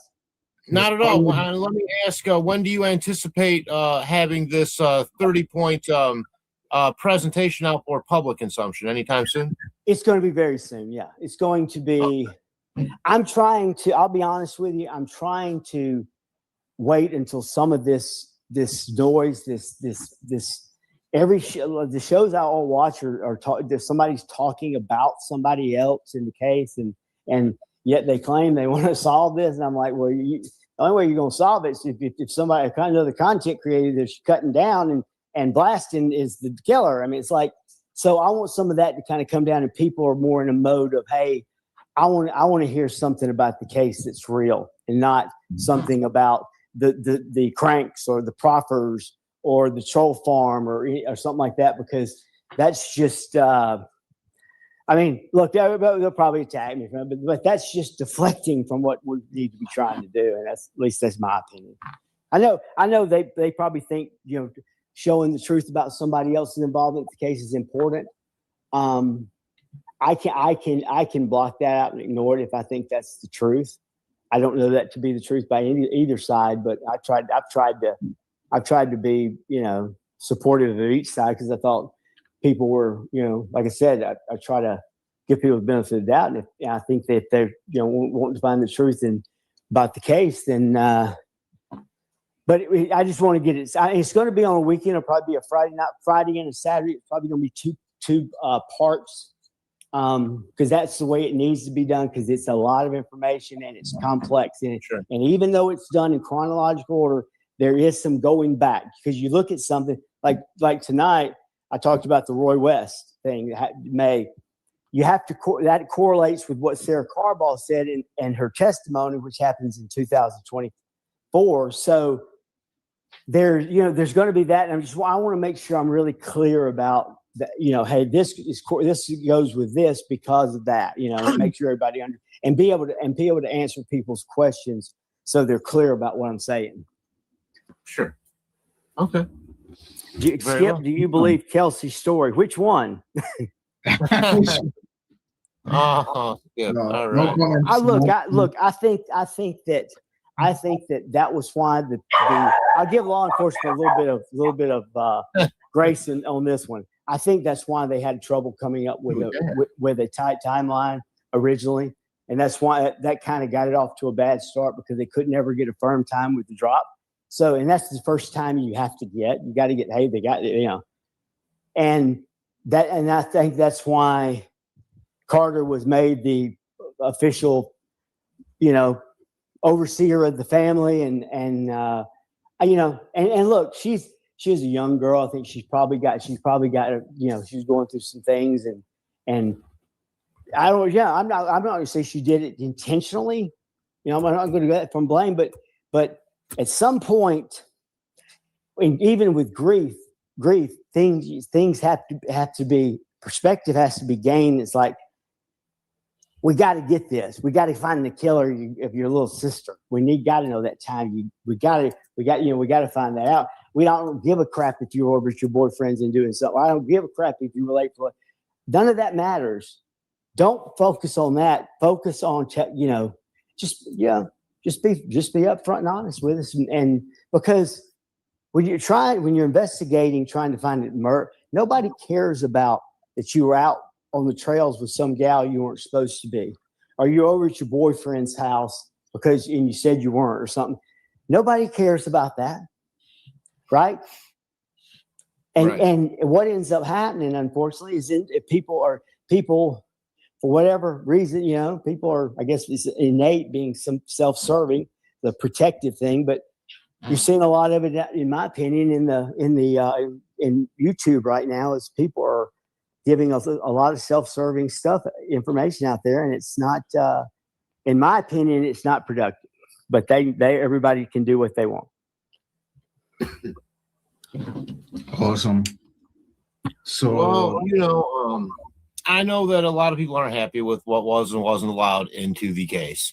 People say we can't find a nexus if you don't allow, scenario 1, 2, and 3. But I don't really know how I feel about all of that. I'm not a judge, and I don't even know if I'm good at critiquing what judges do, since I've never studied any of that stuff. So I just hope the process plays out properly. If there is a cause for an appeal, that he gets a fair appeal. And that, exactly. I think that, look, they just said the key word, fairness. If he gets a fair, look, things that shouldn't happen is one of the detectives in the case becomes a voice expert and says something in it. And even though he's not introduced as an expert in voice forensics, he's assumed one by being on the stand and asking questions about it, right?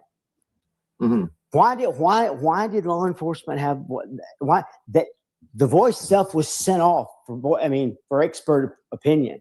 Okay, I know a lot more about what happened in that than it's going to be told, and you're going to find out that what Carter said about the GBI is 100% a lie. And I know what the GBI did for law enforcement. It wouldn't have anything to do with a damn peer review. I can promise you that. The ISP could not have afforded them.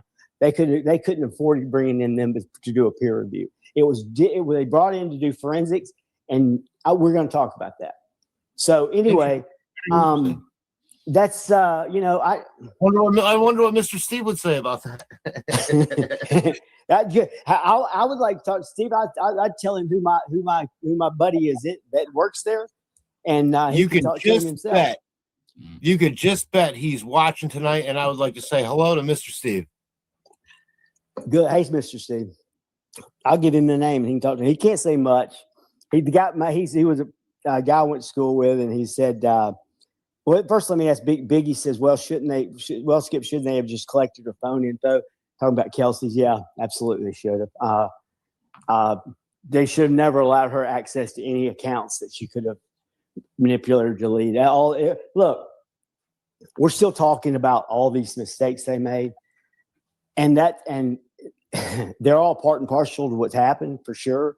But there's so many that it's impossible to cover them all. That's for sure. It's like it's impossible to say, well, shouldn't they have taken her phone? Shouldn't they not allow her to get on a computer? Shouldn't they? Yes, all that.